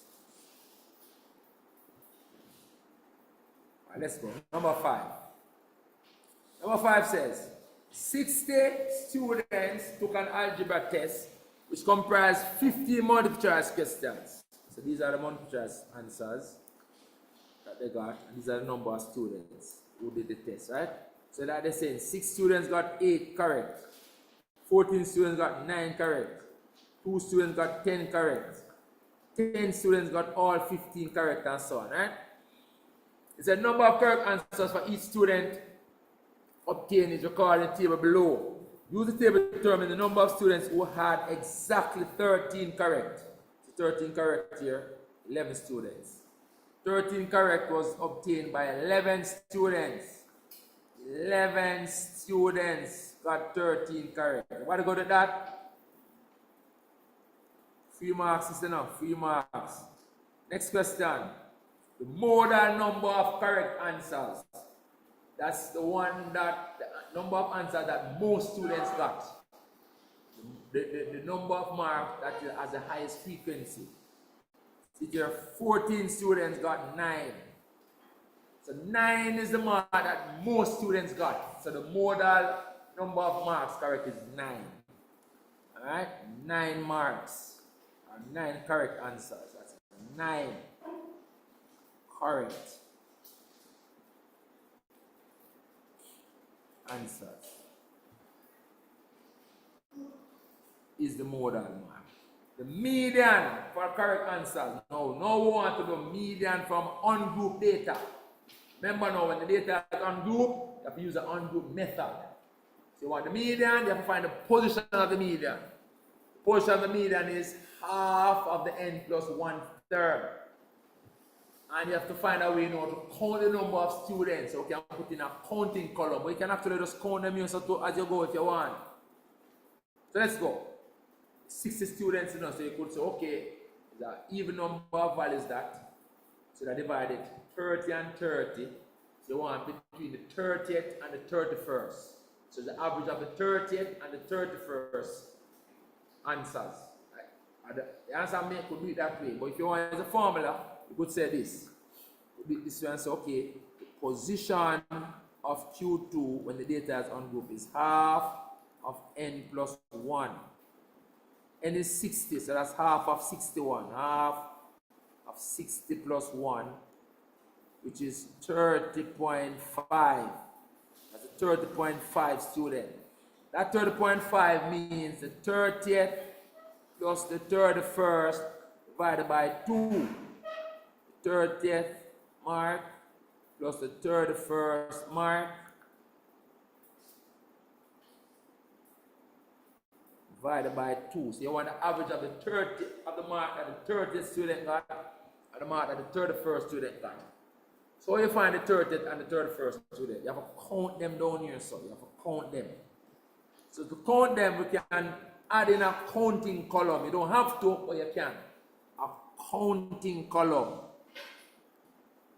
Your counting column is your cumulative frequency. You're adding up the frequency. You're counting the number of students you have as you go. First you had 6 students. Then add 14 more students. That's 6 plus 14. How much that? 20. Let's zoom this up.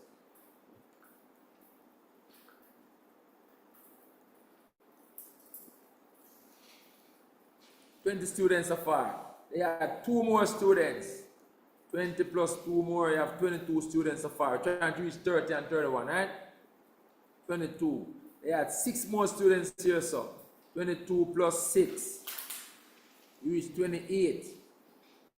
And they had 2 more right here, so you actually reach 30th one. 28 plus 2, you reach a 30th student. So the 30th student got a 12. This is the mark by the 30th student.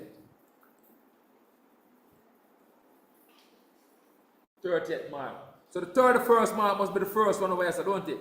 The first of these 11 students. So this must be the 31st mark. So the median is the average of these two. See that?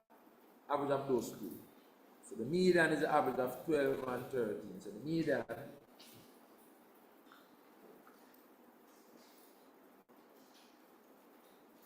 equals the 31st, 30th mark, which is 12,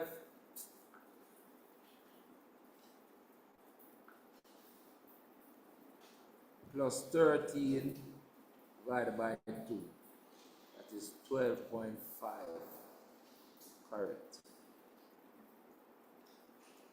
That's it, 12.5. Very good? Average of the 30th and the 31st. Alright, next one. Next one said, probability that a student chosen at random, so choosing from 60 students, had at least 12 correct. At least 12 correct means 12 or more correct. So you want to know the number of students who got 12 or more, and divide that by the total number of students, which is 60. So if you know the probability of greater than or equal to 12 equals. So we're going to see how many people got 12 or more now. Let's go. Where are you? So this is represented 12 or more.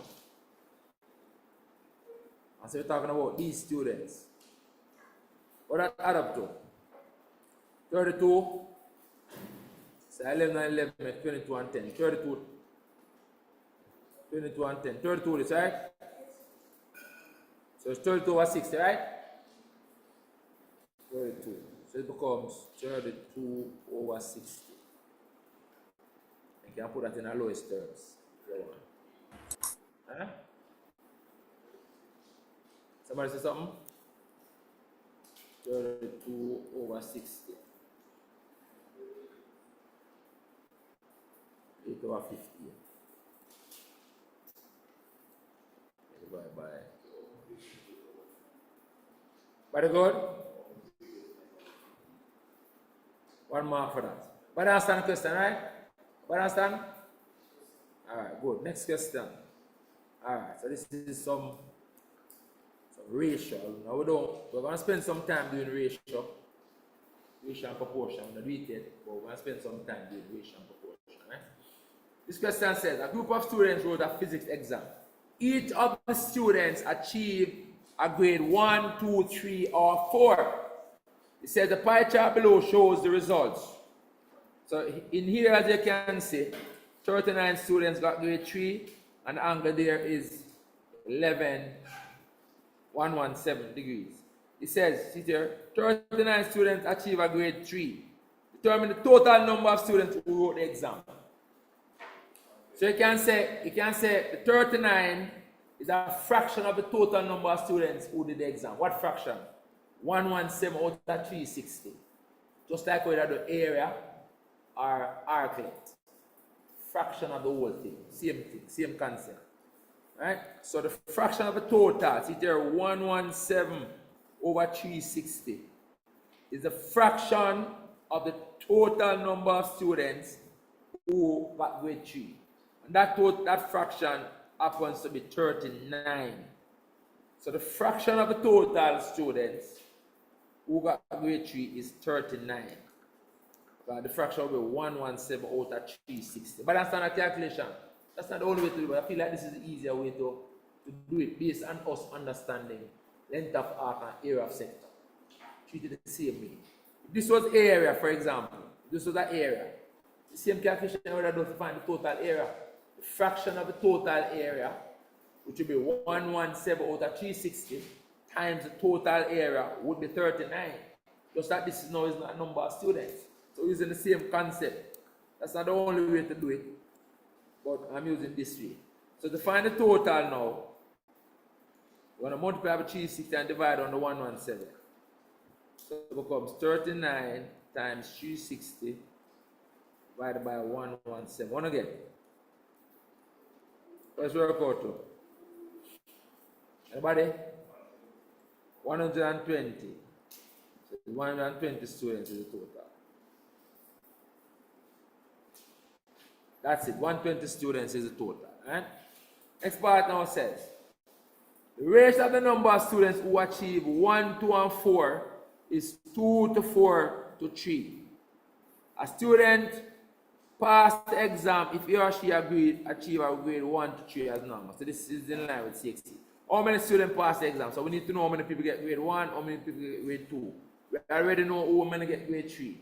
What this question is saying is that the ratio of the students who achieve these 3 grades that we don't know yet is this. So how many students are we talking about? We know that the total number of students was 120. And 39 of them get this. So you see all them students over here, sir. Total of them is 120 minus 39, which is 81 students. Left back over there, sir. And those 81 students are in the ratio 2 to 4 to 3, don't it? 2 to 4 to 3. So 8 in 8, this is the ratio of our divide 8 to 1 student. We're dividing 8 to 1 students in this ratio. We're dividing 8 to 1 students in that ratio. So grade 1 to 2 to 4 is divided in the ratio 2 to 4 to 3. That total ratio is 9. So these represent a fraction of 9 of that total that each grade got. Right? So then you can look at it this way then. So grade 1. Grade 1.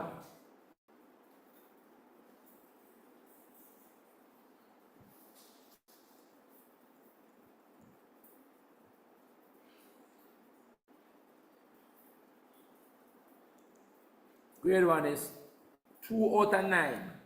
2 out of 9 times 8 to 1. Understand that? And the total there is 8 to 1. What we do the topic of ratio, I'll show another way to do this question. I'll do the question like that. But it's 2 out of 9. 2 out of 9 times 8 to 1. That's the number of people get grade 1. 2 out of the 9. But the total actually is 8 to 1. The total representing is 8 to 1. So 2 out of 9 times 8 to 1, that is 18. It's getting twice as much, so it must be 36. Because this value is twice this. 36. So grade 2.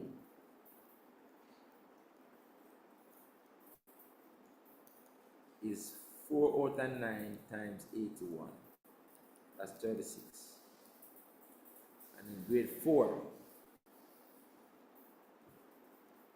don't you need a grade 4, you just need the 1 and the 2 and add to the 30. So you're gonna add this and the 39 students from the beginning. Get the total number of students who pass. So in case you wanted it, grade 4 would be 3 out of 9 times 81. What I work out? 82, how much?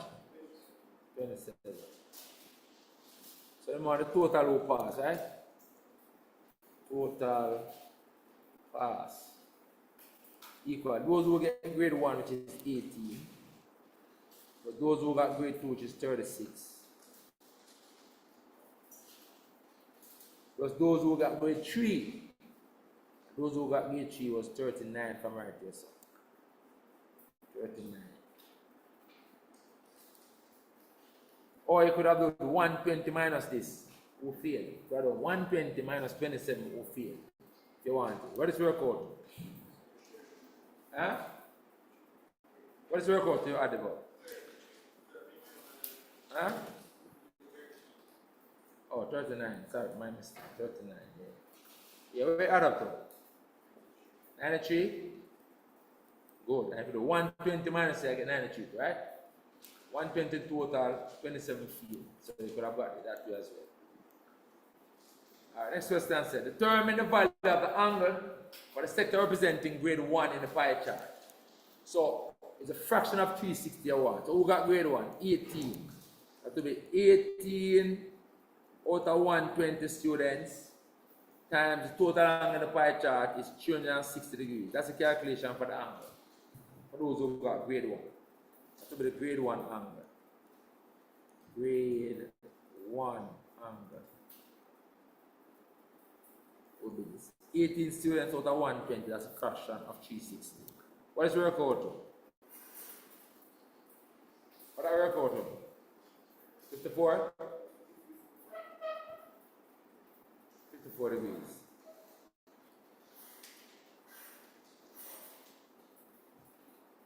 Done. 9 marks for that. Let's go. Number 4. Number 4. It's time for number 4. Functions. Question says, function f is given by this. This could have also been written. F of x equals 3 minus 2x. Same thing, right? So this is it. Question says, what is the value of a? So a is just f of negative 1. Negative 1 mapping onto a. So you just take the negative 1 and put it inside here. I'm putting it here. Right? So A equals f of 1, f of negative 1. Because A is the y value when x is negative 1. So it becomes 3 minus 2 times negative 1. That becomes 5, right? 5. So A equals 5. Done. Next part now says, determine in the simplest form an expression for the inverse, f to the minus 1. So we're going to start by saying f equals 3 minus 2x is 3 minus 2x.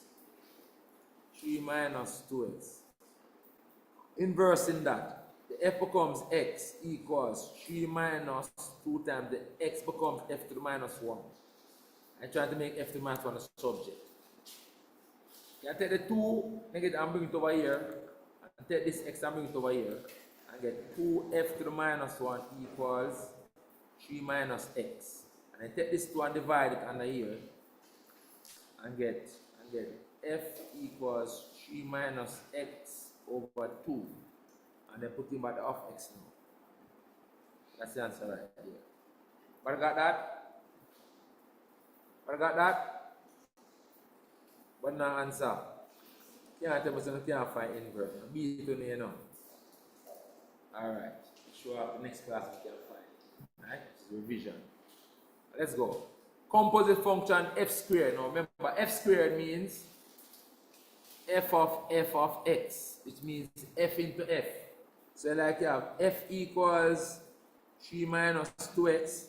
You also have f equals 3 minus 2x. I'm taking one of the f and putting it into the next one right here. That's why I put f into f. That's what f squared is. Don't go square the function. But f squared don't mean square the function. It means f of f. So if you make the mistake and square it, or you learn from a mistake. Alright?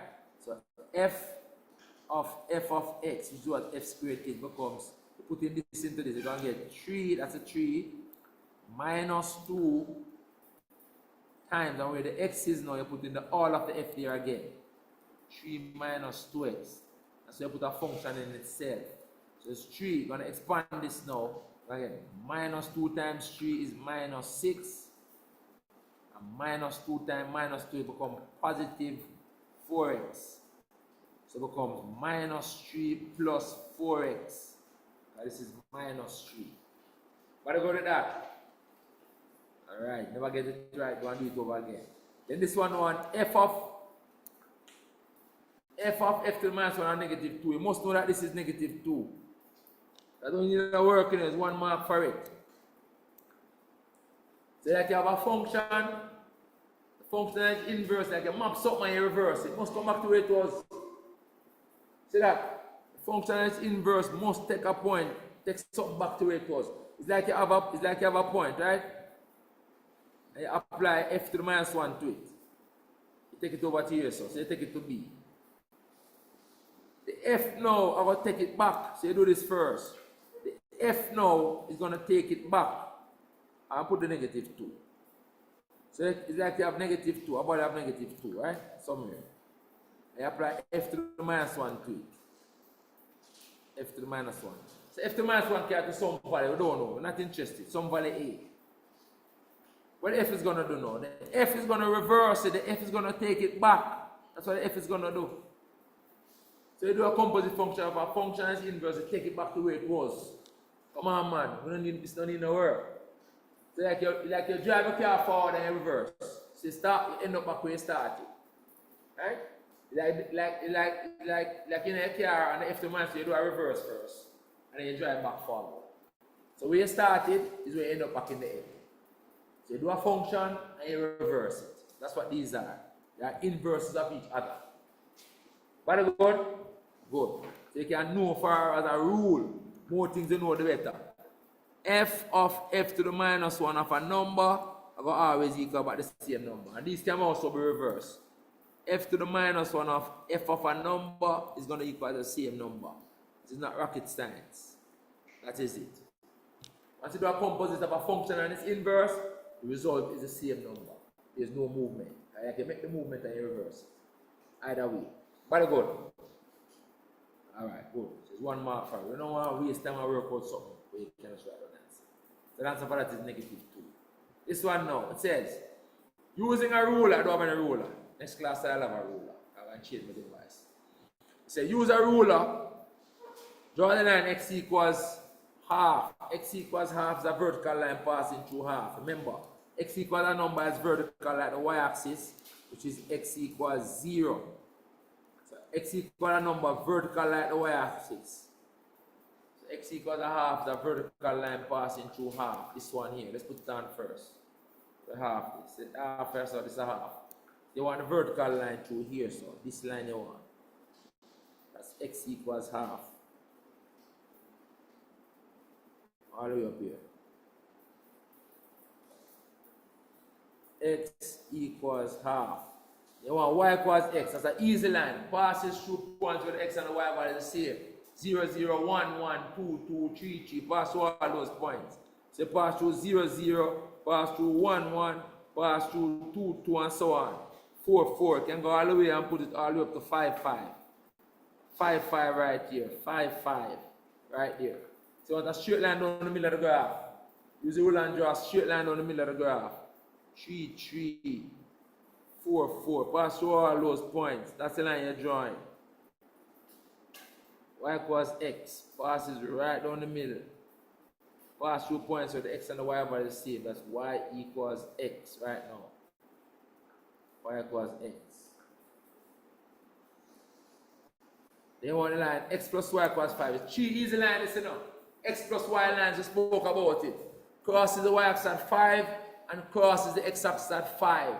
Call those the x plus y lines. Easy lines, those. So this one crosses the y-axis at 5 up here, so. And also cross the x-axis at 5. X plus y equals 5. So we pass through this and we pass through this. We pass through points where the sum of the x and the y is 5. So we pass through 4, 1 here, so. Pass through 3, 2 there, so. You pass through 2.5, 2.5. You pass through 2, 3 here, so. You pass through 1, 4. You pass through points where the x and the y value add up to 5. The two main points we pass through is 0, 5 and 5, 0. So the line pass through all these points I want. See it here, right down there, so.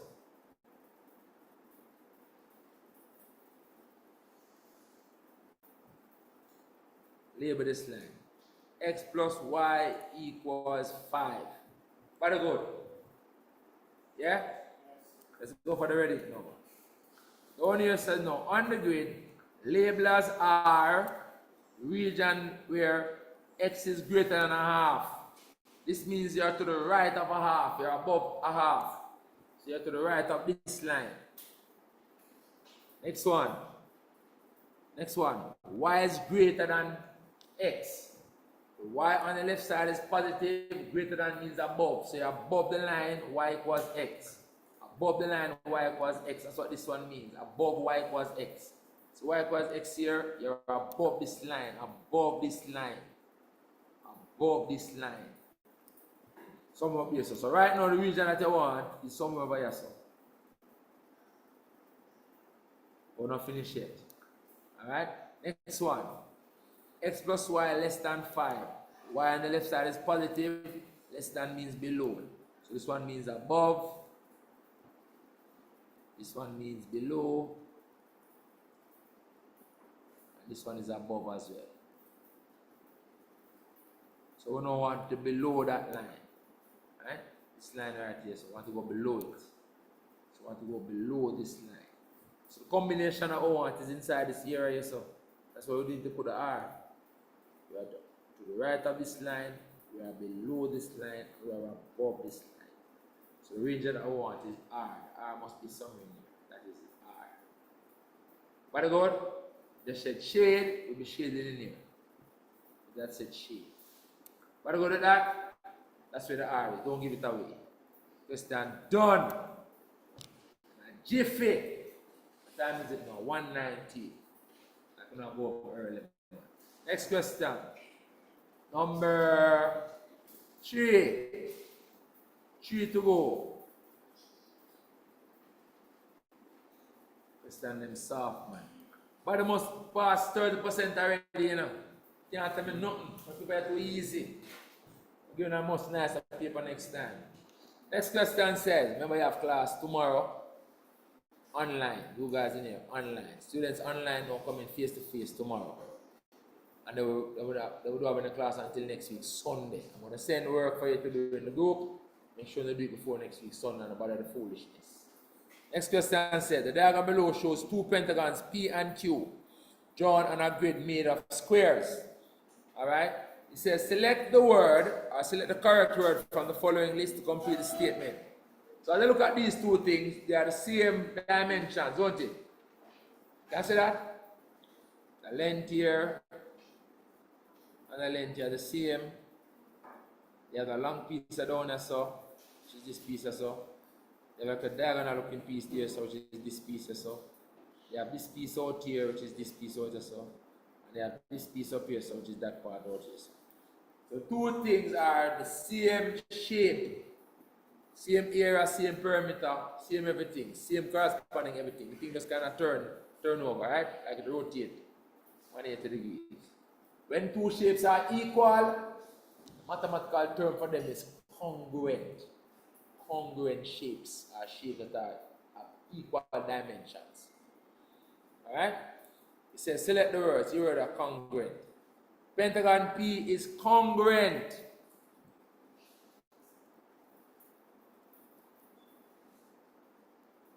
To pentagon Q. Give a reason.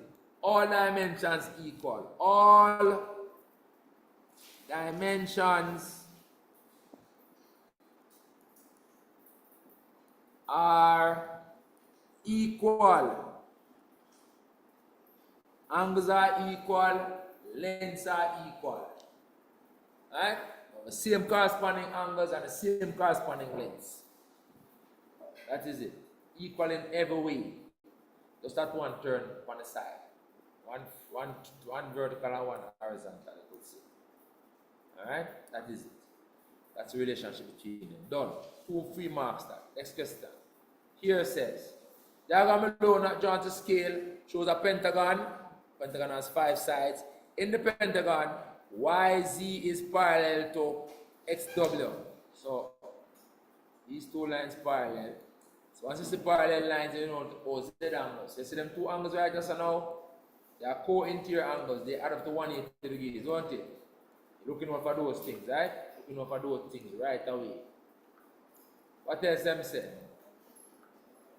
They also say that these two parallel, this and this parallel as well.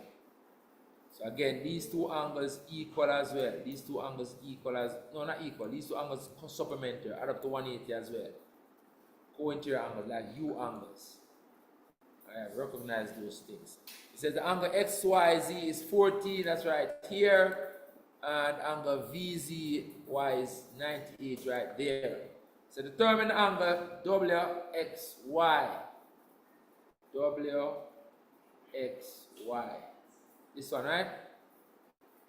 Them two are to 180. And after no reason, this one I work it out. I'm giving no reason. Work it out.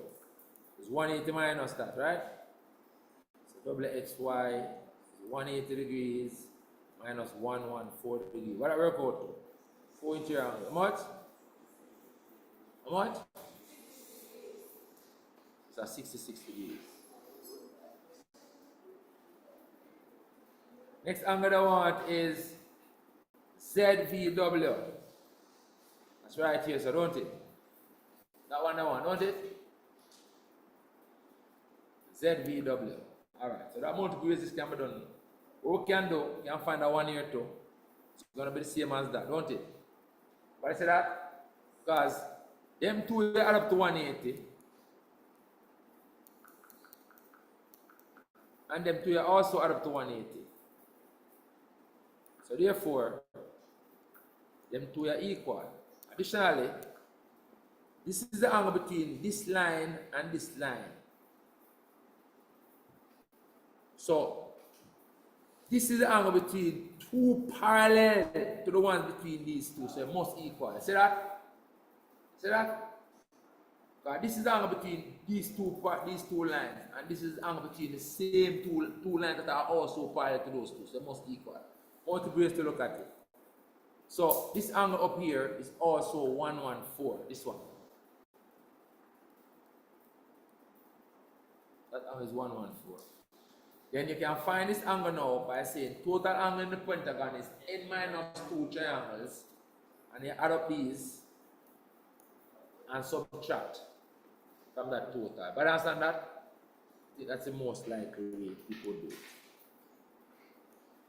That's the most likely way I think people do it. But there must be other ways to do it. Still, I could have drawn another parallel line to this. I just and break it up. Could have drawn another parallel line to this. And then I could have said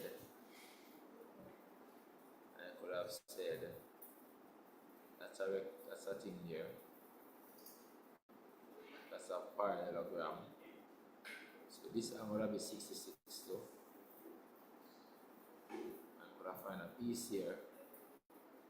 And find a piece here. Let me not complicate. Alright, we're gonna use the fact that total angle in the pentagon, right? So let's call this angle alpha. Let's call it angle alpha. Total angle in pentagon is n minus 2 triangles, right? And those add up all of them must equal n minus 2 triangles. So we can do it that way. So we're calling this angle alpha. So we can say total angle is n minus 2 triangles. Total interior angle equals n minus 2 triangles times 180. Remember that? Total angle in a pentagon is n minus 2 triangles. N equals 5, right? As it's a pentagon. So total interior angle is that calculation. So what's the total interior angle? Total interior angle becomes this plus this plus this plus this. It becomes 98 plus 114 plus 66 plus 114 plus alpha. That's the total interior angle right there. 98 plus the 114 plus the 66 plus the 114. Let's put down the degrees. 98 plus the 114 plus the 66 plus the 114 plus the alpha. All of that total interior angle is now equal to this. The total interior angle of a pentagon is n minus 2 triangles, which is 3. The n is 5, is 3 times 180 degrees. Solve for alpha from that. So you're going to add up all of these and subtract it over there. So get that? So the alpha comes 3 times 180 degrees minus the sum of these.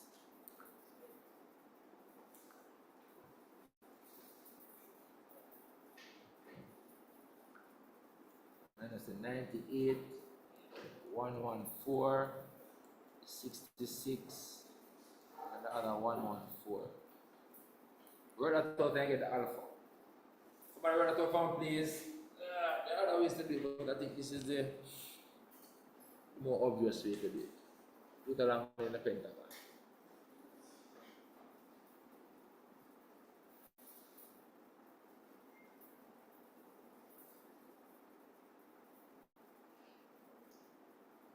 Anybody? Wanna get? But now read this out for me. I can have the answer on the screen. Yeah, the pin power man, deep set. Let me do it myself. So nobody did this question? Nobody got this right?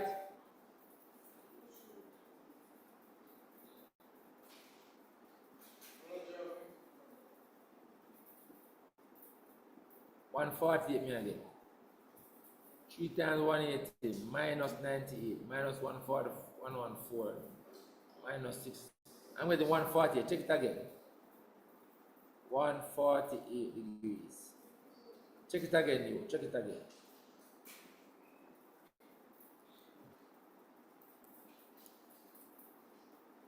Check it again.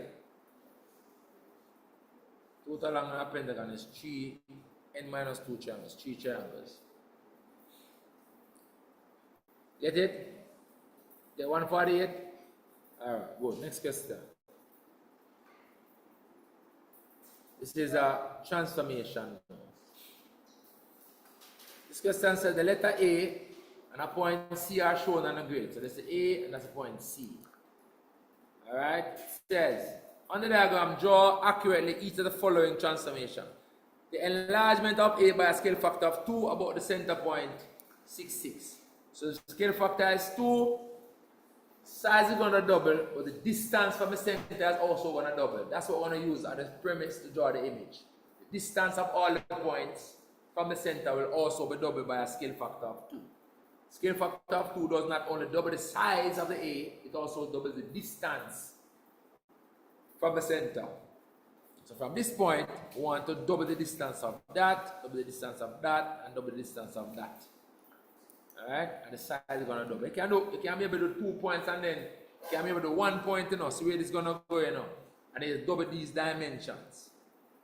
Double those dimensions to form the image A. Double those dimensions. You know the size is going to double. So you just want to see where this point is going to go when we double it. So this is the distance here. That's going to double. Look at the image where this point is going to go because the scale factor is 2. So you double that to here. So this point is coming to here. So you need to now draw an A from this point where all these dimensions are now doubled. So for example, this leg is going to be twice as long. How is it drawn? 1 across, 2 down. It's going to go 2 across, 4 down. So it's going to go 2 across, 4 down to here. So this leg is coming down to here. So okay? That leg is double down to there. Same thing happened to this leg here. So it's going to double from 1 across, 2 down to 2 across, 4 down. So this leg is going to go 2 across, 1, 2, 3, 4 down to here. So the other leg on the A is coming down to this.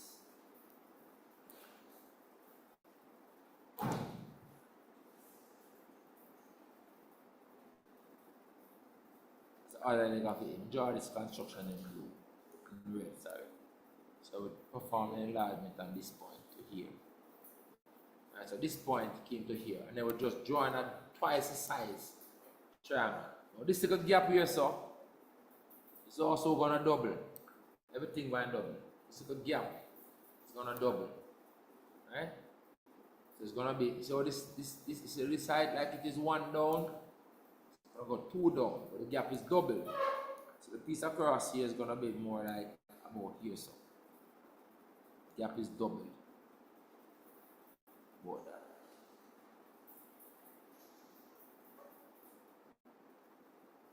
Give them that and they'll give it the marks. That's it. You line it up. You're going to see that this point, this distance has been doubled down to there. And this distance here, so is doubled down to there. But this is the image A of the enlargement. What go to that? Next one. Image of A using a translation -3, 2. Remember, -3, 2, the 3 is horizontal movement first. A point to go 3 to the left, that's the -3, and 2 up. So a point is going to move that way. So same thing again, we can just move this point up here, so this point up here, so 3 to the left, 2 up, and then draw by the same shape around it. Let's do that part in purple. 2 to the left, 3 to the left, 2 up. Just make sure that each of these grids is a unit. Yes, it is. And each of these grids is a unit. Yes, it is. So 3 to the left. 1, 2, 3, 2 up. 1, 2. So this point is coming to here. And then we'll draw by the same shape around it. Draw by the same shape. I'm going to use draw by the same shape. So this line which is 1 across 2 down, is going to come back 1 across 2 down to here. And other end, same thing, 1 across 2 down to here. So the A is coming here now. And this gap going to stay the same right here. So this piece across here is going to stay the same. Must have a little space there somewhere.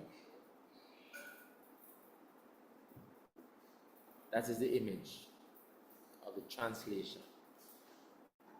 That's the image of the translation. Got it good? Yeah? You can basically show the movement at this point, as I said. That is it, right? Let me show it at this point. Let me show it at this point over here in green. So it's 3 to the left, 1, 2, 3 to the left. This point I'm showing the movement of. And 2 up, 1, 2. That's the -3, and that's the 2. So this point came to here. And the job at same shape around, just to show it. Very good? Alright? Question done. 2 to go. And nobody died. 2 to go, 2 to go. 2 to go and nobody died. Next question says, factorize the following expression completely. It's a common factor factorization, don't it? But the highest common factor numerals first, the 12 and the 4. Highest common factor is 4. The letter is only an n. Common factor is just an n.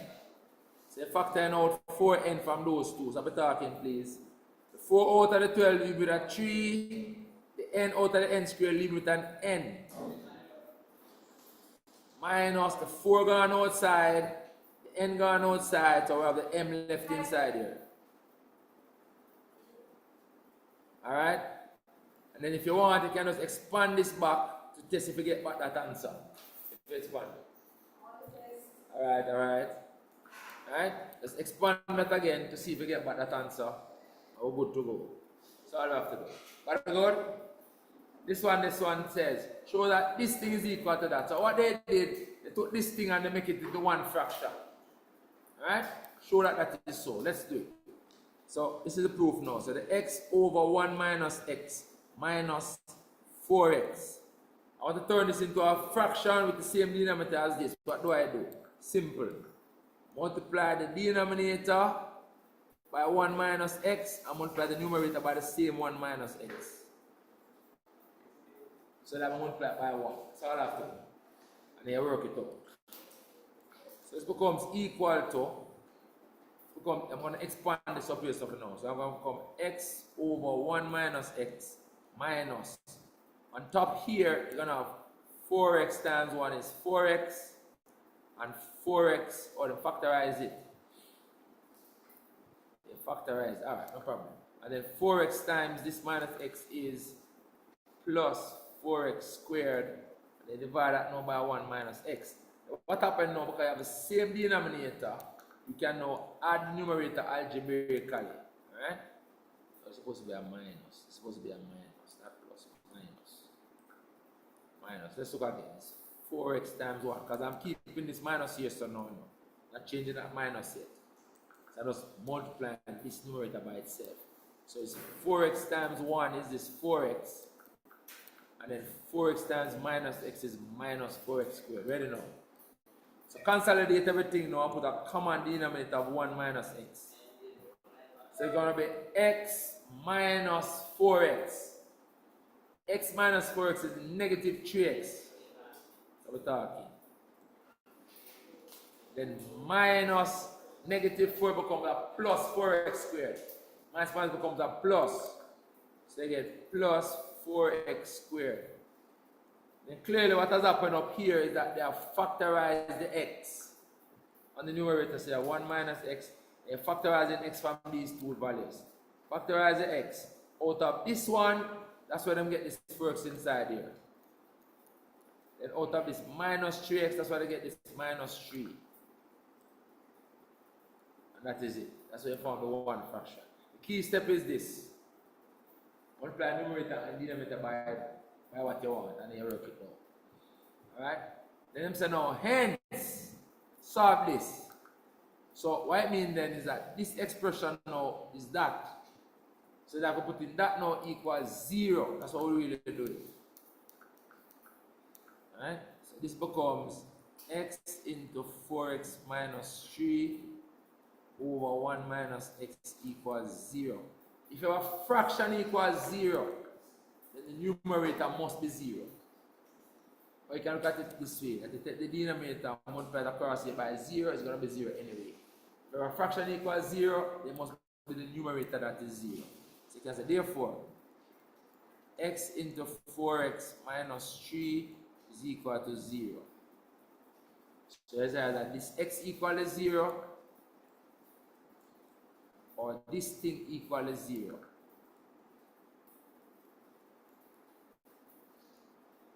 And if 4x minus 3 equals 0, you want to find x, cure the 3 first, and then divide the 4. You're going to get x equals positive 3 over 4. So these are the answers right here. 0 or 2 over 4 are your answers.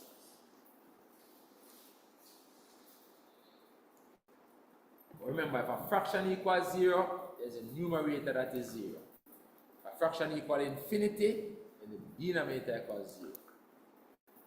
Alright? If a fraction is undefined in infinity, then the denominator is 0. Alright, that is that. Next part.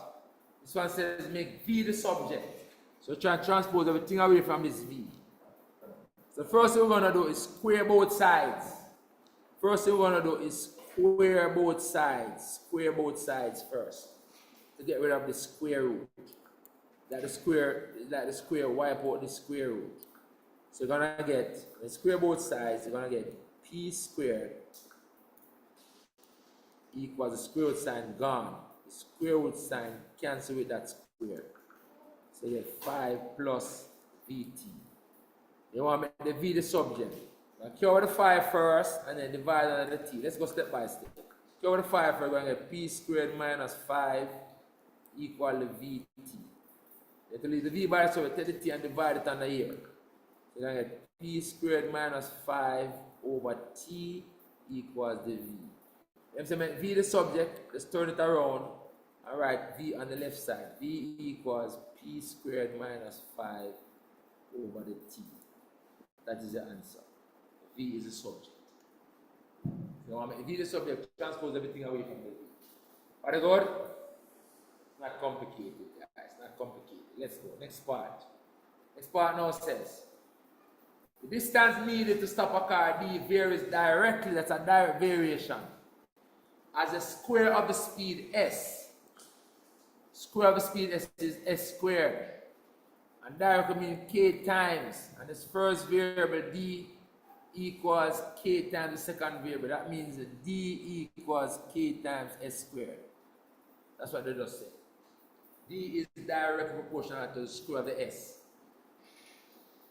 This question don't need to find the k. So I'm going to show you now how you can do the question without finding out the k first. By making k the subject.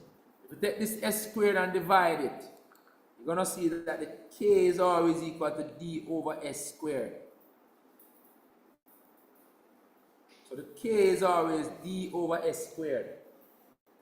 So D over S squared is a constant.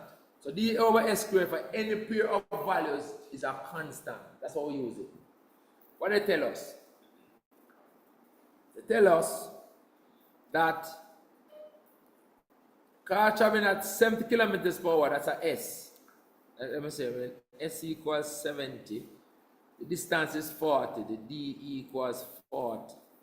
That's what they've said. That's one pair of values. Then them say now, what is the distance? I'm asking us for the D. What is the D? When the S is 80, when the S is equal to 80. That's what they're asking us to find. This is what they're asking us for. D over S squared is a constant. D over S squared is a constant. Right? Good? So, you can set up the way. The ratio here, the D over the S squared there. So, you can say, therefore, the D over the S squared there. So, D over 80 squared must be equal to that d over the s squared there too. The d here is 40 over the s squared there is 70 squared.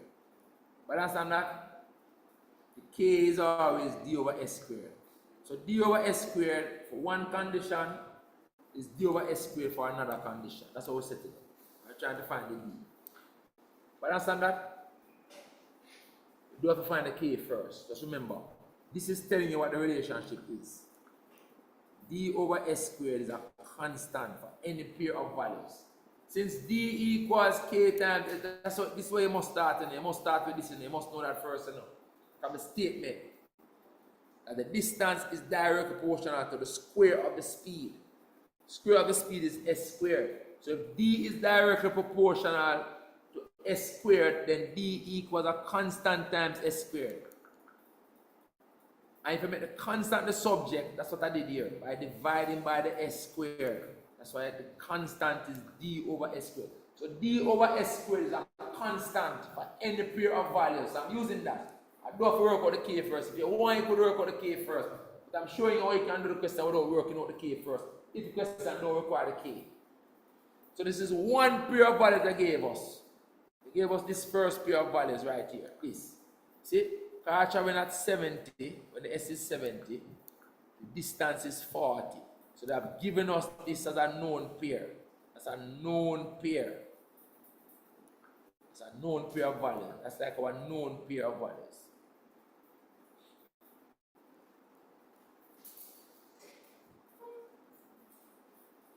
It's a known pair of values. And I want you now to find the d when the s is 40. What you know? You know that d over s squared is a constant. So d over s squared for the one that you want equal d over s squared for the one that you have. So we're setting it up. So put in a pair here, so make it equal a pair then. D over s squared is always the same. D over s squared is the same. That's what this means. That's what we have applied here. So you want to find a d here. So you have to do now, take the 80 squared and multiply it up as so. So the d that you want becomes 40 over 70 squared times 80 squared. Take that 80 squared and multiply it up as so. Put this in the calculator and you have your answer. Anybody did it? Anybody got this answer? Doing it the original way that we learned to find the k first. I told I'm going to show you how to do it without finding that, without actually working out the k. This is how you can do it. Make the k the subject and see what the relationship is. Relationship is the same all the time. So the fraction 40 over 70 squared times 80 squared. That's 49.4. Three significant figures. 4. Huh? Oh.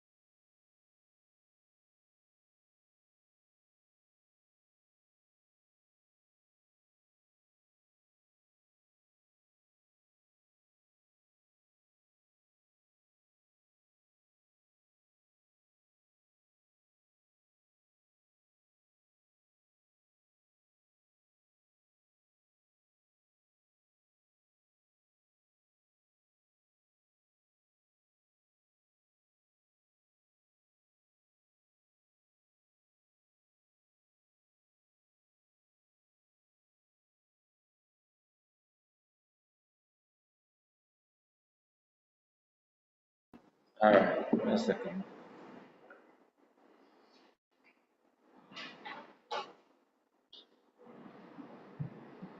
It's technology, sometimes.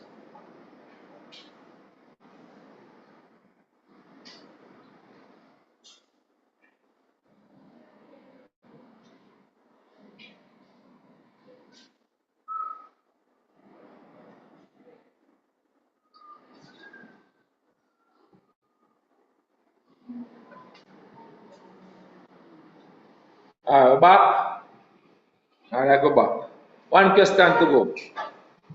One question to go. Number one, let's go. Easiest question on the paper. Aha. Question says, use a calculator. See that? So I said a good calculator, so you can type this in exactly as it is. Use a calculator to get the exact value of that. See? Word exact. So don't round off nothing. Get the exact value. Then get them back answer as a fraction. Use a calculator. Mixed number. 1. Type it in the calculator exactly as it appears there. 1 and 4 over 7 plus 2/3 minus another mixed number 1 and 5 over 6. Don't give them the decimal, I'm say exact, so give them back a fraction. See there? 17 over 42. Good.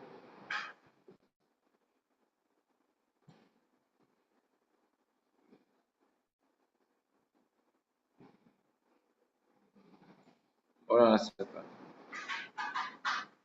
Where are you?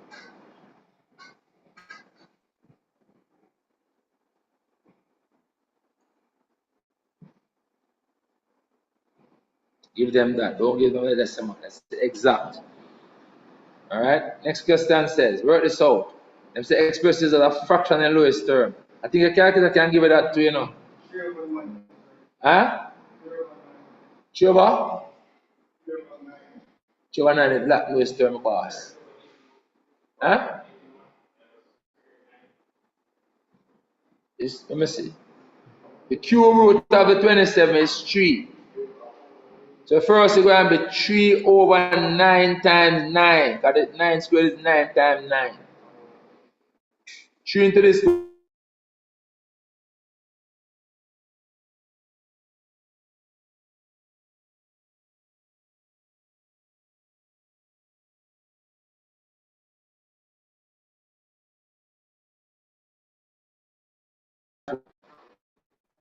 9 squared.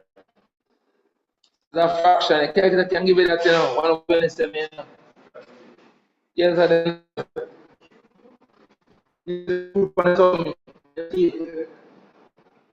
root of 27. The cube root of 27. The cube root of 27. Don't give away things that is man too easy. Come on, man.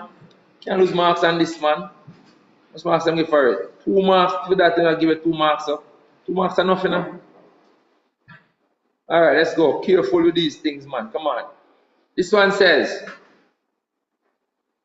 number one is always a calculator question. Calculator question. This one says, the thickness of one sheet of cardboard is given as 481 times 10 to the minus 2 millimeters. A construction worker uses 75 sheets of cardboard stacked together to insulate a wall. He says, show that the exact thickness is this. Just multiply them out. 75 times this. 75 times 485 times 10 to the minus 2 equals 363.75. Alright? Millimeters. So it will be 75 times 485 times 10 raised to the power of negative 2. See? So make sure you put it in the calculator. Show this one. This is the one seen on this calculation here. It says, write the thickness of the insulation to 2 significant figures. Remember, the size of the number must not change. See, this number is in the hundreds, the answer must also be in the hundreds. 2 significant figures are these. Right? So you have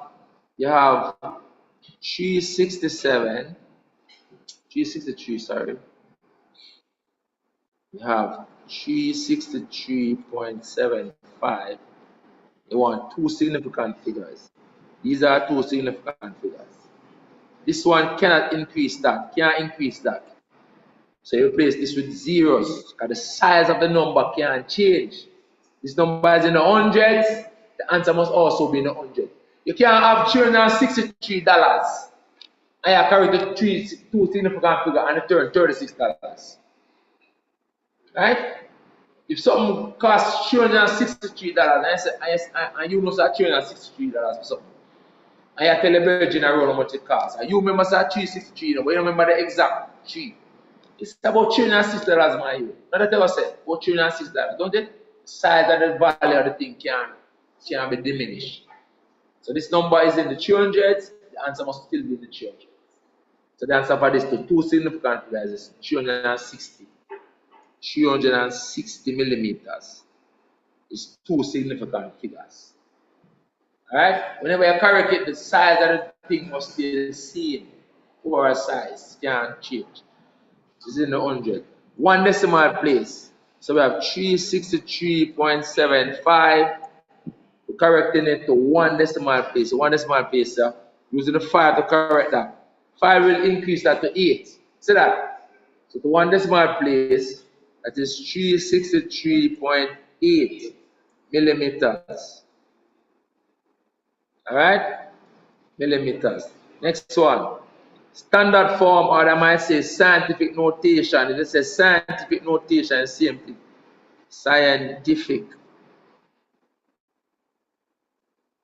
notation, I could have also said, means the same thing. You don't have class today in the group. That's what happens when you do with the group. And I also said it in the class, we're not having class today. You can do some work, man, since you come. But I leave now. Huh? Yeah, you can do some work. But I'm going to leave. I'm going to leave. I'm going to leave. I'm going to leave the room. But that's simply the group I'm having the class today. Oh. Oh. You have to tell him. Huh?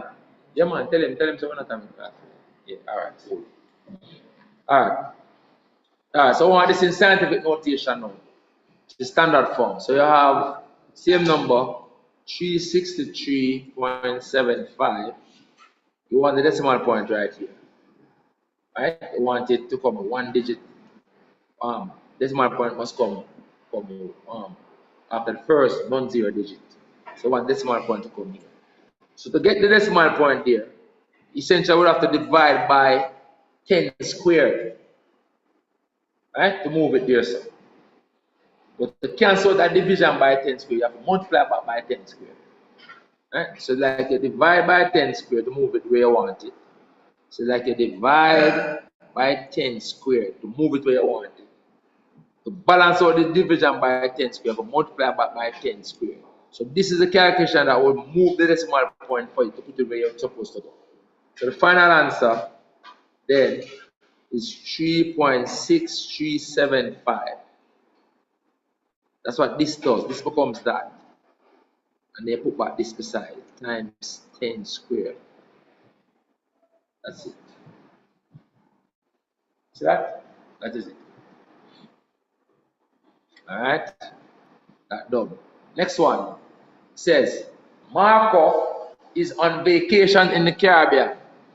He changes 4,500 Mexican pesos. That's Mexican pesos. To Eastern Caribbean dollars, and he receives 630 Eastern Caribbean dollars. You know, it's like a ratio. Exchange rate question can be done like ratio. Ratio questions can be done simply by multiplying or dividing by constant values or constant unit of measure.